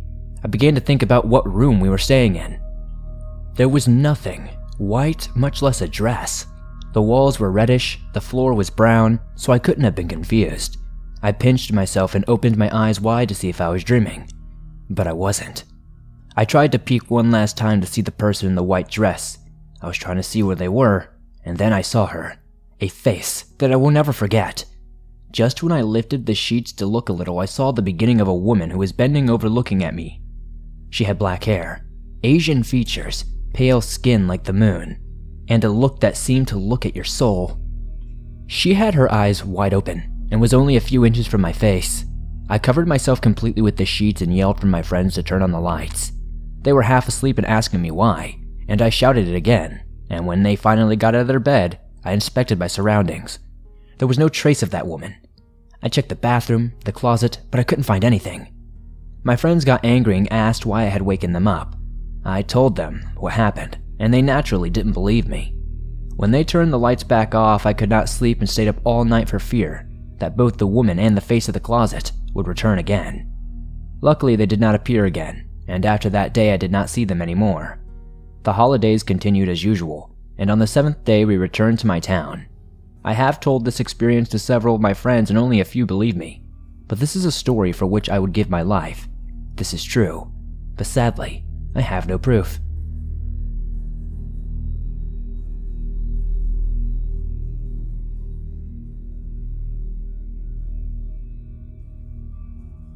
I live in California, and when I was 18 years old, I left the country for the first time. I graduated school a few months earlier with a 4.0 GPA, so my aunt and uncle took me on a trip to South America to celebrate. I was dating someone who isn't essential to the story at the time, but it comes up later. Anyway, we went to 5 different countries and were gone for months. My aunt and uncle were in their mid-20s, and the legal drinking age in South America is 18. So when we weren't sightseeing and spending the days traveling by bus, we were partying. We were staying in hotels and hostels. Luckily, they were all super friendly, and the people were very lovely. We made many friends during our stays, some of whom we ran into other countries. For anyone who hasn't stayed in a hostel, they're mainly comprised of multiple rooms with bunk beds, shared bathrooms, and a standard room. So we get to Buenos Aires, Argentina, and check into our hostel. My aunt and uncle were bunking in a room with this German couple, who were very friendly. One night, my aunt, uncle, and I were out drinking. I danced, listened to music, ate great food, and the works. When we returned, the German couple was asleep in their bunk beds, so we decided to go into the common area so we wouldn't wake them. Our door opened in the common area, so it was easy to access our room. So we were sitting at the bar drinking, and I started talking to this guy. He was tall, a big dude who had these dreadlocks. He seemed to be in his 30s. I was having a friendly conversation, but this guy took it a little more, weird. He started asking me if I wanted to go on a walk or if I wanted to go to the roof with him. Then he started touching my leg. I moved his hand away and said, "Sorry, I have a boyfriend." He laughed and said, "A boyfriend? You need yourself a Peruvian." I laughed and responded, "Oh no, I'm okay with my boyfriend." Then he said, "Well, if your boyfriend cared about you, he wouldn't have let you come to South America without him." At that point, I made it obvious, or at least I thought I did, how uncomfortable I was and decided to go to bed. I told my aunt and uncle I was going to the room and said goodnight. I was lying in bed for a couple of minutes when the door opened and someone walked in. I assumed it was my uncle and didn't turn around. Suddenly, my covers lift and someone got into bed with me. I turned over and it was the Peruvian guy. Usually in situations like this, my fight or flight was always fight, but being drunk and 5'3", and this guy being much more significant than me, I froze. He started pulling me closer and smiled. I just started saying, no, to him, hoping to wake up the German couple. I don't remember what he said to me. All I remember is heavy breathing, touching me, and trying to kiss me while pushing him away. Finally, I told him, "No, stop! Get out! Stop it!" And I started kicking him. He got out of the bed, buckled, zipped his pants, and snuck out. I hadn't even noticed that he had undone his pants yet. I sat there shaking for a moment before I finally left the bed. I cracked our room door open and very quietly started calling for my aunt. She was laughing and talking to someone and told me to hold on, clearly not reading the situation. No fault to her. My uncle saw me and came into the room and asked me what had happened. I immediately burst into tears and told him before he stormed out of the room. The next thing I hear is a bunch of yelling in the standard room before my aunt and hostel manager fly into the space and turn the light on. I was standing there crying and they hugged me. The manager asked me if I was okay and who was it, what guy.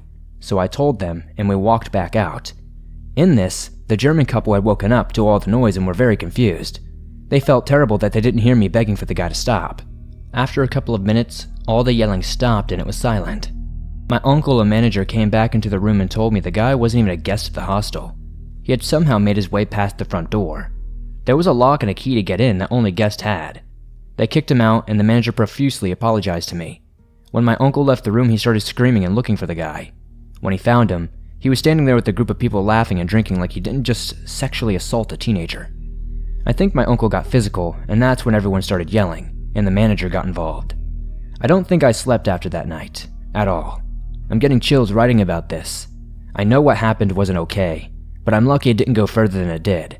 I hope that guy never did anything like that to another woman again, but you know how it goes. If they've done it once, they've probably done it many times.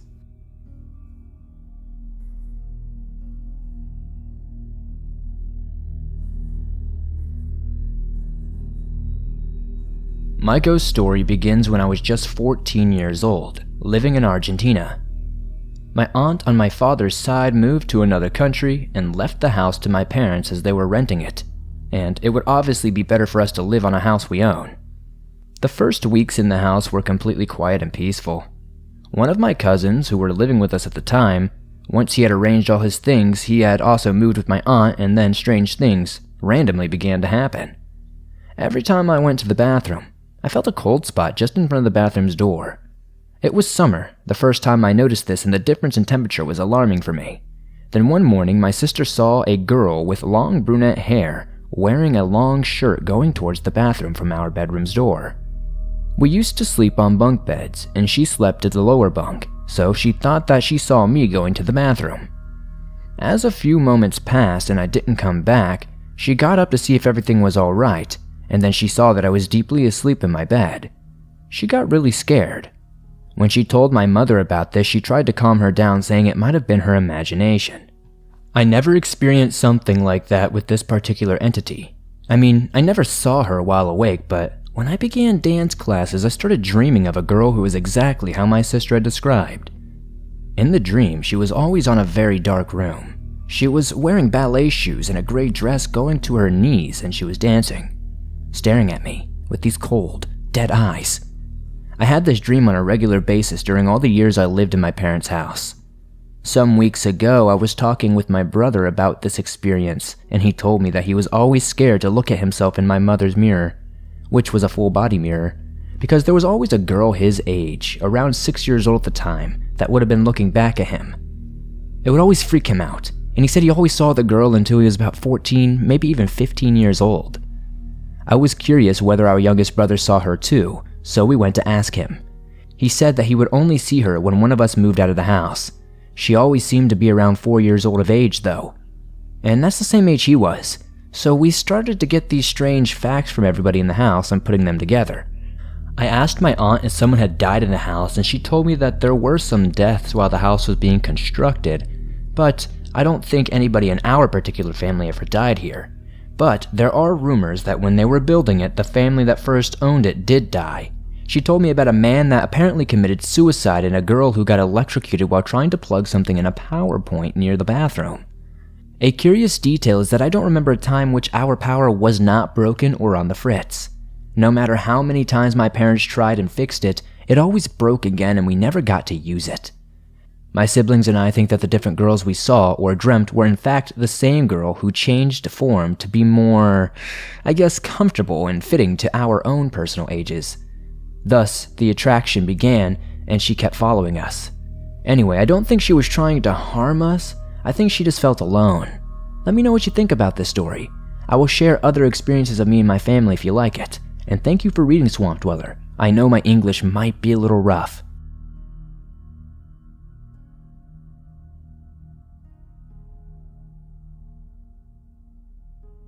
It was my summer break. I was 15 at the time, and my older sister was 16. My mother decided to visit my grandmother and grandfather in Mexico. We would see the small town of Libiano, which was at the time the closest to their ranch.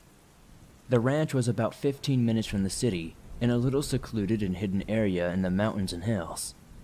There was little law enforcement at the time, and the people of the town decided to create their own law enforcement, which I found a little uncomforting. So we flew into Mexico City, and then took a car ride for about 3 to 4 hours to the town, and then another ride to where my mother lived. For a few days, everything was great. I would wake up early and herd the cows from a massive hill, and corral them and milk them, enjoy the views and relax. I remember the exact date and time of this encounter, because I had my phone in my hand. It was a Thursday. I couldn't sleep very well, so I decided to watch some anime until I got sleepy. I had downloaded some episodes for this specific occasion. After a couple of hours of watching, I needed to use the restroom.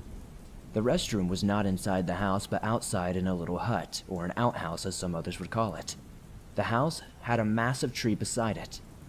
That's where they had a little chicken corral, and the restroom was in the front of the house, but to the right of it a bit. This tree is a tall ceiba tree, with no branches until it reaches the canopy. It was about 3:24 a.m., and I left the house while staring at my phone when my body froze. I was halfway to the restroom when my heart started pumping, as if I was running a triathlon. I looked up from my phone to the tree to see this, I guess what I can only describe, thing staring at me. It kind of looked like a person, or at least its silhouette did. I somehow came over the fear that froze me and slowly walked into the restroom. Its eyes were blank, almost like this thing was unconscious, but they felt threatening at the same time, like when a cougar was about to jump on a deer. The thing looked like it was leaning on the tree from the top branch. I quickly closed the door and hoped whatever this thing was would have left me alone. I didn't really believe in the supernatural, although cryptids did interest me at the time. I was always a heavy skeptic, so I was a dumb rational thinker. Though I was dumb and decided to use the restroom and watch anime anyway. until a few minutes had passed and I heard a loud thump. I felt the ground shake a bit. This thing, whatever it was, had jumped from the tree to the ground and in front of the restroom. I felt trapped, and I started to have a panic attack when I accidentally turned off the light in the bathroom. I held my breath and tried to calm myself down when I suddenly heard footsteps slowly getting farther away. Then, I felt a sudden urge of relief that seemingly calmed me down for a few minutes. I waited about 15 minutes to leave the restroom and go back into the house. In the morning, while we were all at the table having breakfast, I asked my mom if she had ever heard anything similar to this. She replied with a confused, "No." My sister looked at me like an idiot and mocked me. I asked my grandfather if he's seen anything late at night in the trees. He told me about the lizards and the occasional raccoon, but I knew what I saw was much larger than both of those things. I explained what I saw to him, and he gave me a worried look. As soon as he got up, he muttered something I could barely hear, but I'm pretty sure he said, "Again?" under his breath. Later in the day, I saw him in the back of the house burning some herbs and looking around suspiciously. My grandmother set out a little statue of the Virgin Mary.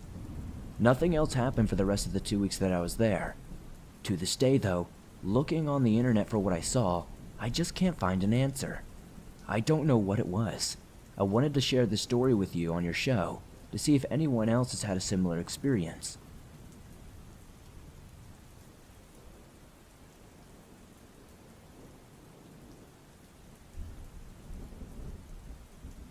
This happened a few days ago, when my family decided to visit Mexico. They usually visit not only to visit my grandparents, but also to donate unwanted items from our house to the kids that are in desperate situations and need it more than we do. I don't normally go to Mexico, not because I don't want to, but because of the pets that need to be watched and such, as well as our valuables, and our neighborhood is sadly now being targeted for robbings and such like that. It's gotten even worse, especially over the events of 2020 and, everything that came with that. My parents would urge me to go to Mexico with them this time, though, but I kept insisting that I would stay. And boy, do I now have another reason why I never want to go back to Mexico. My uncle, who I will call Rick for privacy reasons, wanted to tag along to see his mom, as it had been over a decade since he hasn't really paid a visit to Mexico in a very long time. My stepdad gladly took him, and ahead we went. My stepdad took our truck and trailer, which was filled to the brim with bikes, clothes, and other pieces of furniture. You name it, we have it, and are willing to donate. While my mom wanted to make sure that she got there quickly, she took a plane, as my 3-year-old baby sister couldn't stand a 4-day drive. I didn't want to go, as I needed to watch the pets and stuff and our house and all that. But despite that, my mom convinced me that she would hire someone to watch the place for us. I sadly agreed and relaxed without having to worry about my pets and let someone do the work for me. Still, me being me, I don't really trust people to look after our stuff and all that, especially after the stuff that happened this year and other personal events I will not really get into, but I just really don't trust anyone basically. My mom's flight was due a few days after my stepdad's initial journey from our state up north, all the way to California and then into Mexico. I let my mom prepare for her flight while also telling me what to do around the house, and what to do and what not to do. All the mom things you hear when you're going to be the man of the house for a few days while they're gone. 2 days went by without incident until I walked to the kitchen and spotted a cricket on the ceiling. A lot of questions popped up into my mind. First of all, how did that cricket get up there? Why is it up there? I told my mom, and her reaction was not something I would expect. She urged me to kill it, and without question, I got the bug spray and slapped it off the ceiling with my shoe, making sure it was dead. I didn't really understand why my mom wanted me to kill it, let alone have such a shocked reaction. My mom was never really scared of bugs, so why was she suddenly so terrified about this one little cricket? 2 days went by faster than I expected. My mom invited me to go out and eat and talk and go shopping and stuff, and see the sights of Mexico. I agreed and went out to eat. We had a long discussion about our family, friends, etc. I remember sitting back for a moment and recognizing the cricket incident. I asked my mom if she remembered the cricket and why she had such an adverse reaction to it. What she told me next makes me regret asking, but at the same time, question my own beliefs and ideology. She told me a story about how a few years ago, she also spotted a cricket. She tried to kill it, but much to her dedication, it escaped her sight. She searched as much as she could, trying to find a thing until she had to give up and continue with her day. A few weeks would roll by, and she got a call from my grandmother, telling me that her grandpa had tragically passed away from a stroke. Let me tell you, hearing your mom cry over a family member is nothing nobody wants to relive. She had a theory about the crickets, telling me about how they were warning signs to something tragic, like spotting a crow or a black cat, I guess. I was skeptical because I didn't believe in that kind of stuff, but I gave her the benefit of the doubt. We continued with our day, but little did we know, this day we would take a complete 180 and just turn our lives upside down. I was upstairs playing my video games and talking to my girlfriend at the time. I told her I would be right back as I wanted to go get something to drink. I went downstairs and saw that my mom was on the phone with a panicked expression. I waited for her to end the call and asked what had happened. Apparently, while my stepdad was trying to return from his trip in Mexico, he got caught up on the US border. He was stopped by the cartel. For those who do not know, the cartel is the Mexican mafia basically, and it's responsible for all the illegal drug trafficking, human smuggling, and much of the murders. When they don't get what they want from someone, they kidnap them and torture them for fun, while carving into their skin, leaving behind their signature symbols to put out some messages to people to pay their fee or be tortured and killed. My stepdad was held at gunpoint, demanded to pay a fine of $600 per person. My uncle and stepdad did not have the money, which angered the group. They told him to follow them as they were going to take them somewhere safe, quote unquote. What my stepdad did next was something that still even surprises me. He pretended to follow them, only to make a complete 180 in their truck, speeding off the highway, almost making them crash into the now busy roads. When people went to escape from impending danger, they will do literally anything. They try to look for the earliest and easiest escape possible, even if it might cost them an arm or a limb. Luckily though, they got away, but the cartel wasn't giving up there. They thankfully didn't follow as they knew they would be caught as members in the public, ultimately would screw them over. They went back to the nearest police station, trying to have something done about the incident, but instead of sending police out to patrol the area, let alone escort them to a safe place, all they said was, "If I were you, I wouldn't have come here to try to solve this." I later then learned that much of the cartel owned the city, and the police were pretty much just hired lackeys for the cartel at this point, and they would do whatever the cartel wanted. The cartel basically has the Mexican government at their fingertips. Seeing how much they have grown and killed and done all of what they do, you could see that nobody's really working to stop them. US government officials like the FBI and CIA often ask what they can do, but even quite often they are paid off. Since they're still in Mexican territory though, there's not a lot that the US officials could even do if they wanted to. The cartel doesn't take failure so lightly, and they are willing to do whatever it takes to get the job done. They luckily made it back into the US, and my family was safe though. They did get chased for quite a while apparently over the border, according to my uncle. We were talking about it once at dinner, and they really seemed shaken up about it, so I don't think they really, I really don't think they exaggerated anything. All I know is I don't know what those people wanted from them outside of the $600. I don't know why they were so intent on trying to torture them. I feel like even if they gave them the $600, they probably would have been chased down, cut up, or whatever anyway. Thank you for sharing my story. I know it might have been a bit jumbled, but I just wanted to get this off my chest.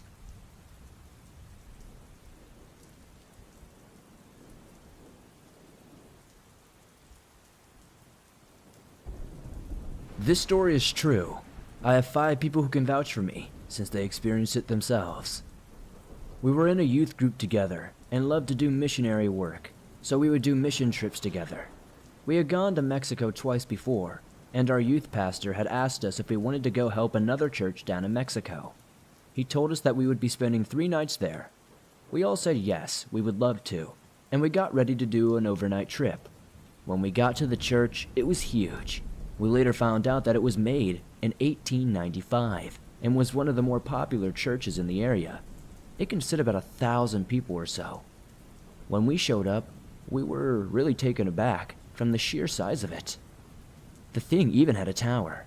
So, when we walked in with our bags, one of the church members came over to us and had told us that all of the rooms, they had been full, so we would be sleeping in the hallway.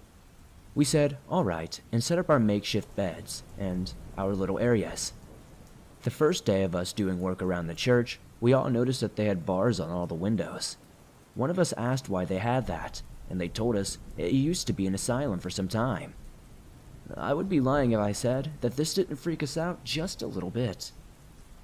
Later that night, the 5 of us stayed up late and watched some YouTube videos and movies. Everyone was asleep before 11 p.m. that night, and I was slowly getting ready to fall asleep myself. Suddenly, I heard someone walking around. I figured that it was one of the staff members and didn't think anything of it initially. What changed my mind, though, is that the footsteps kept going on for about an hour. I honestly started to get mad. I was already tired and worn out from the day of traveling. So, I got up and looked around. I peeked around the corner, and the footsteps abruptly stopped, and all the sound that they made was gone in an instant. This would happen 2 more times that night. Apparently, one of my friends even got up, and the exact same thing happened to him. On the second night, we had some middle schoolers come out to the church. A few of them had run off, and me and my friends were tasked to go get them so we could all eat as a group. The group of kids had gone towards the front entrance. There were only 2 ways you could go to get there, though. One was to come back the way we were walking, and the other was up this set of stairs. We saw them run up the stairs, and we followed them up. Since there were 3 of us, we decided to block them off. 2 of us would block their escape by the stairs, and 1 of us would go up.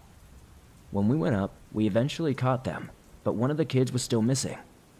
There was a ladder that went up the tower, and we thought that the kid maybe went up there. So me and my friend Eric went up to check it out. We couldn't see any sign of the kid, so we eventually assumed the kid just went back and got food. When we got out of the tower, we heard 3 loud bangs come from behind us. Eric and I looked at each other and said, no, we're getting the heck out of here, and we got back to the group and ate our food. That night, when I tried to sleep, we heard those footsteps again. Almost the entire night we would hear them echoing around us. We put earbuds in so we could sleep at least. That last day was absolutely terrible. A middle schooler was having a fight with his mom and ran off. Once again, we were tasked with finding them. According to the staff, he had run off toward the basement. While down there, we saw the door to where they would hold people from the asylum back in the day. There were so many rooms that the 5 of us agreed to split up and search, and that one of us would stay and wait. Eric said that he would stay and wait, so James, Olivia, Nathan, and myself all went in and started to check the rooms one by one. Slowly, going down through the hallway. If I remember right, it was probably the 3rd hallway we checked, and we opened the first door. We saw that they were storing items in there. Of course, I was holding open the door, and James took off running with Olivia right behind him. At first, Nathan and I didn't think anything of it and thought they were just playing around. Nathan and I turned around and saw a shadow figure standing there right behind us. We collectively let out a series of curse words. Nathan was a better runner than I was, so he reached the door first. As the door opened outward and was closing faster than it should have, I let out a hell no and kicked the thing open. Afterwards, I yelled at my friends for leaving me behind and letting the door almost shut on me, because it's the type of door that locks from the inside and can only be opened from the other side, so that is why I was so angry with them. Anyway, that was my story from my time working as a missionary in Mexico. The country is a beautiful and serene place, with rich history and wonderful people. I would highly recommend anyone who has the chance to visit the country do it at least once in their lifetime. Maybe you'll experience some of the supernatural energy that I did.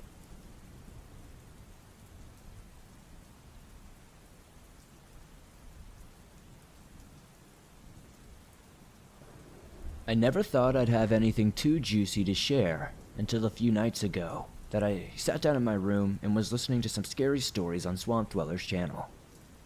First of all, I'm Mexican, but came to the US when I was just a toddler. My mom herself had fully experienced growing up in Mexico. specifically in our rural hometown, about 2 hours away from any major city. I'm just finding the time to share about this now, but a few nights ago me and my mom struck up a conversation about her silly times in Mexico as a young girl, and her living on a ranch with her siblings and parents. It didn't get too exciting until I asked her what the nights were like. That's when she shared some interesting experiences. It completely blew my mind that the idea never struck me that my mom grew up in an area prone to weird or paranormal experiences. I was in awe hearing all of it for the first time, especially since I'm incredibly interested in these sort of things. She began by saying that the nights were dark, sad, and sometimes scary. Why scary? I asked.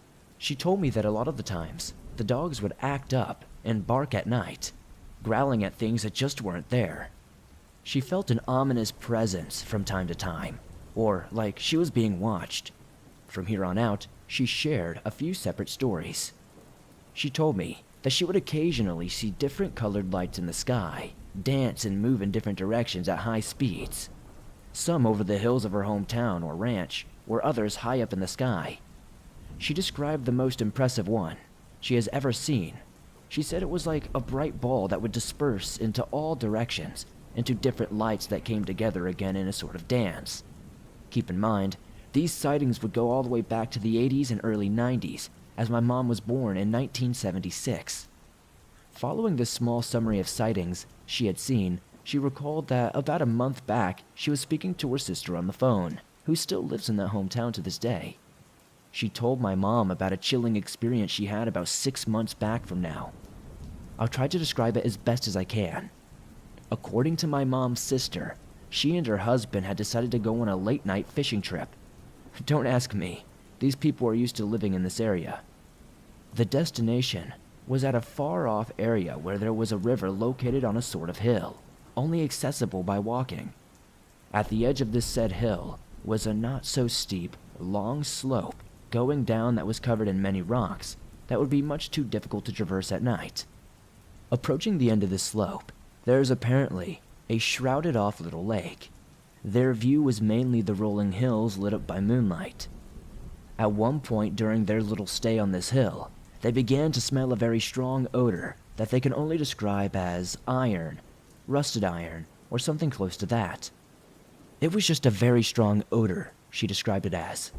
The next thing they know, they see a red light or orb located where the shroud of the lake should be. They described that this thing was moving slowly, or hovering around. They couldn't see exactly what it was because of the shrubs. As they stared at this strange red light at the bottom of the slope, she said that she could only describe it as the brightest light she had ever seen. It appeared before them, and it jumped up into the sky. A light so bright that it lit up an enormous amount of the surrounding area. It was a very wide and circular light that was shining down on the ground from a source in the sky.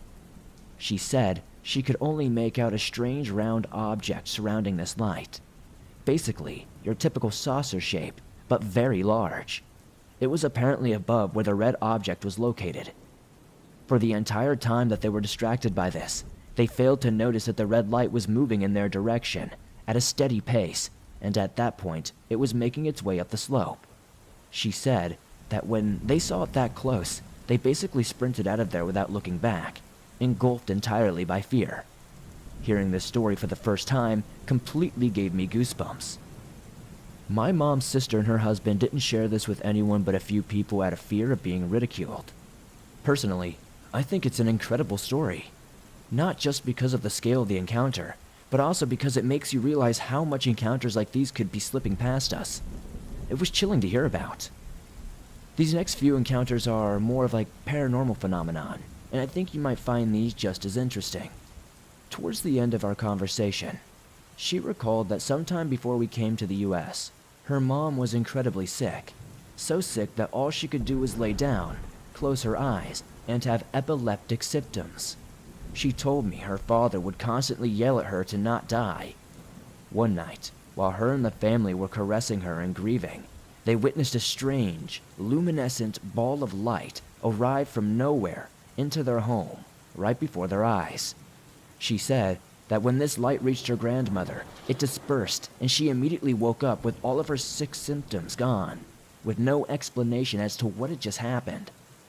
My mom added to this by saying that there was a little rumor that someone might have used witchcraft on my grandmother, but she doesn't know if that had been true or not. My mind was blown when I heard this one. I don't think I've ever heard anything quite like it before. Her last story before we wrapped it up comes from her father and the stories he would tell her. My grandfather apparently had a lot of stories, but this is the only one she could remember at that moment. When he was a younger guy, living in a much more spread about rural area, there would be these flames or fires seen in the distance. These fires would seemingly appear out of nowhere and disappear when you tried to get to their location. On one specific night, on his way home, he saw what looked like his house engulfed by flames. In total fear and distress, he ran there, and as he approached the area and finally arrived, all was completely normal and still intact. I'd like to add more to this one, but she said that was about the extent of what she remembers being told. It's odd, eerie, and short. I suppose that's all I have to share. I'll have to see if she remembers anything else another time. I hope these stories are insightful in one aspect or another, because they really were for me.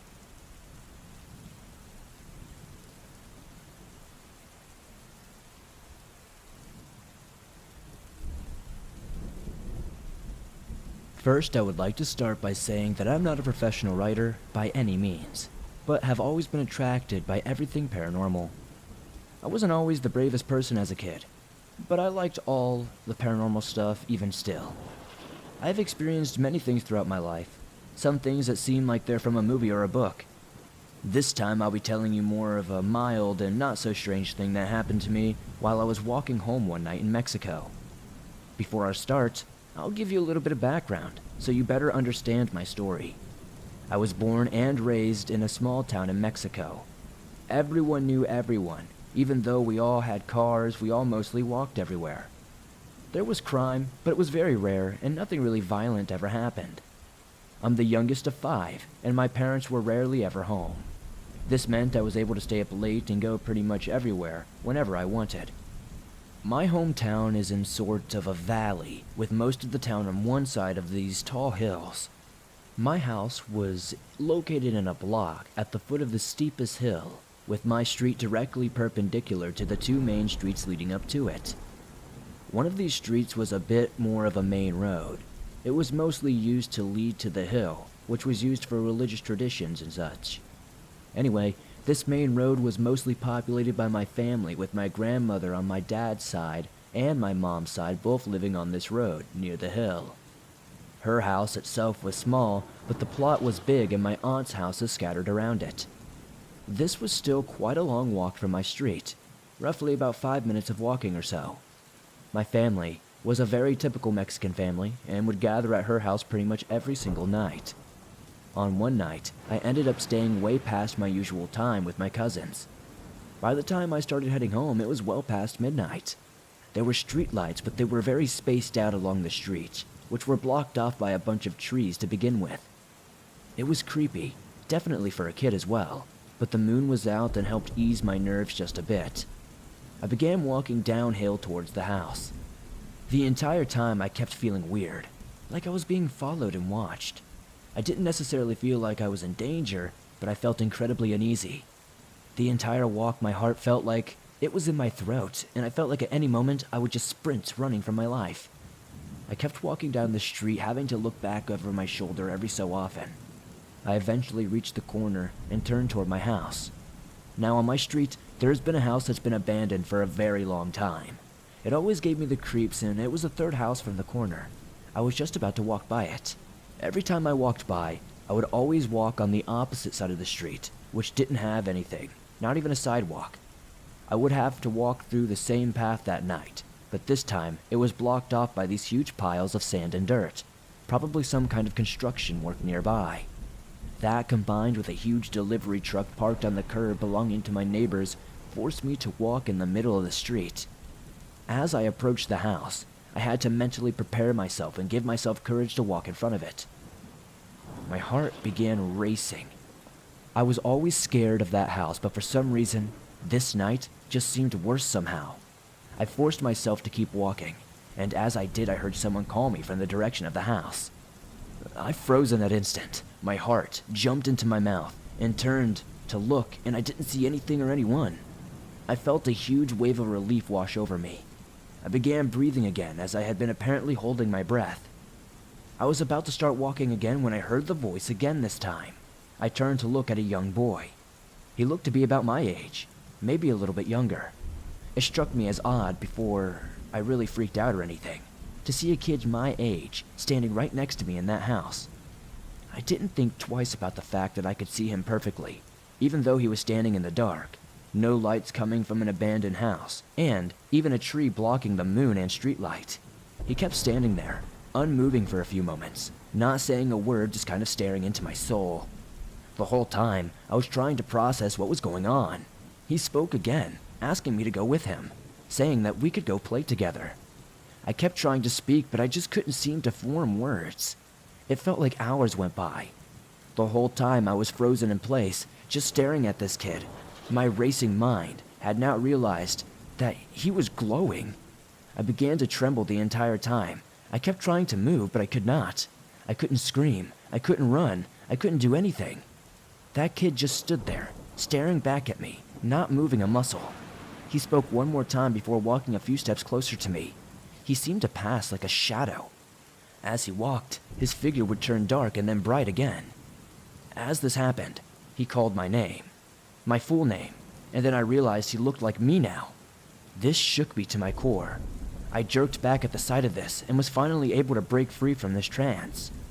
It was like this thing was me, but the eyes were wrong. They looked like they were full of hatred. I regained control of myself. I screamed no at whatever this was and ran faster than I ever had before. I still have no idea what that thing was. I don't know if it was a doppelganger, a demon, or what. It didn't seem to follow me, and I never saw it again after that. It still scares me to think back to that day. People ask all the time to try and figure out what it was that they saw. But honestly, I kind of don't want to know. Anyway, if you decide to share this on your channel, thank you very much for your time.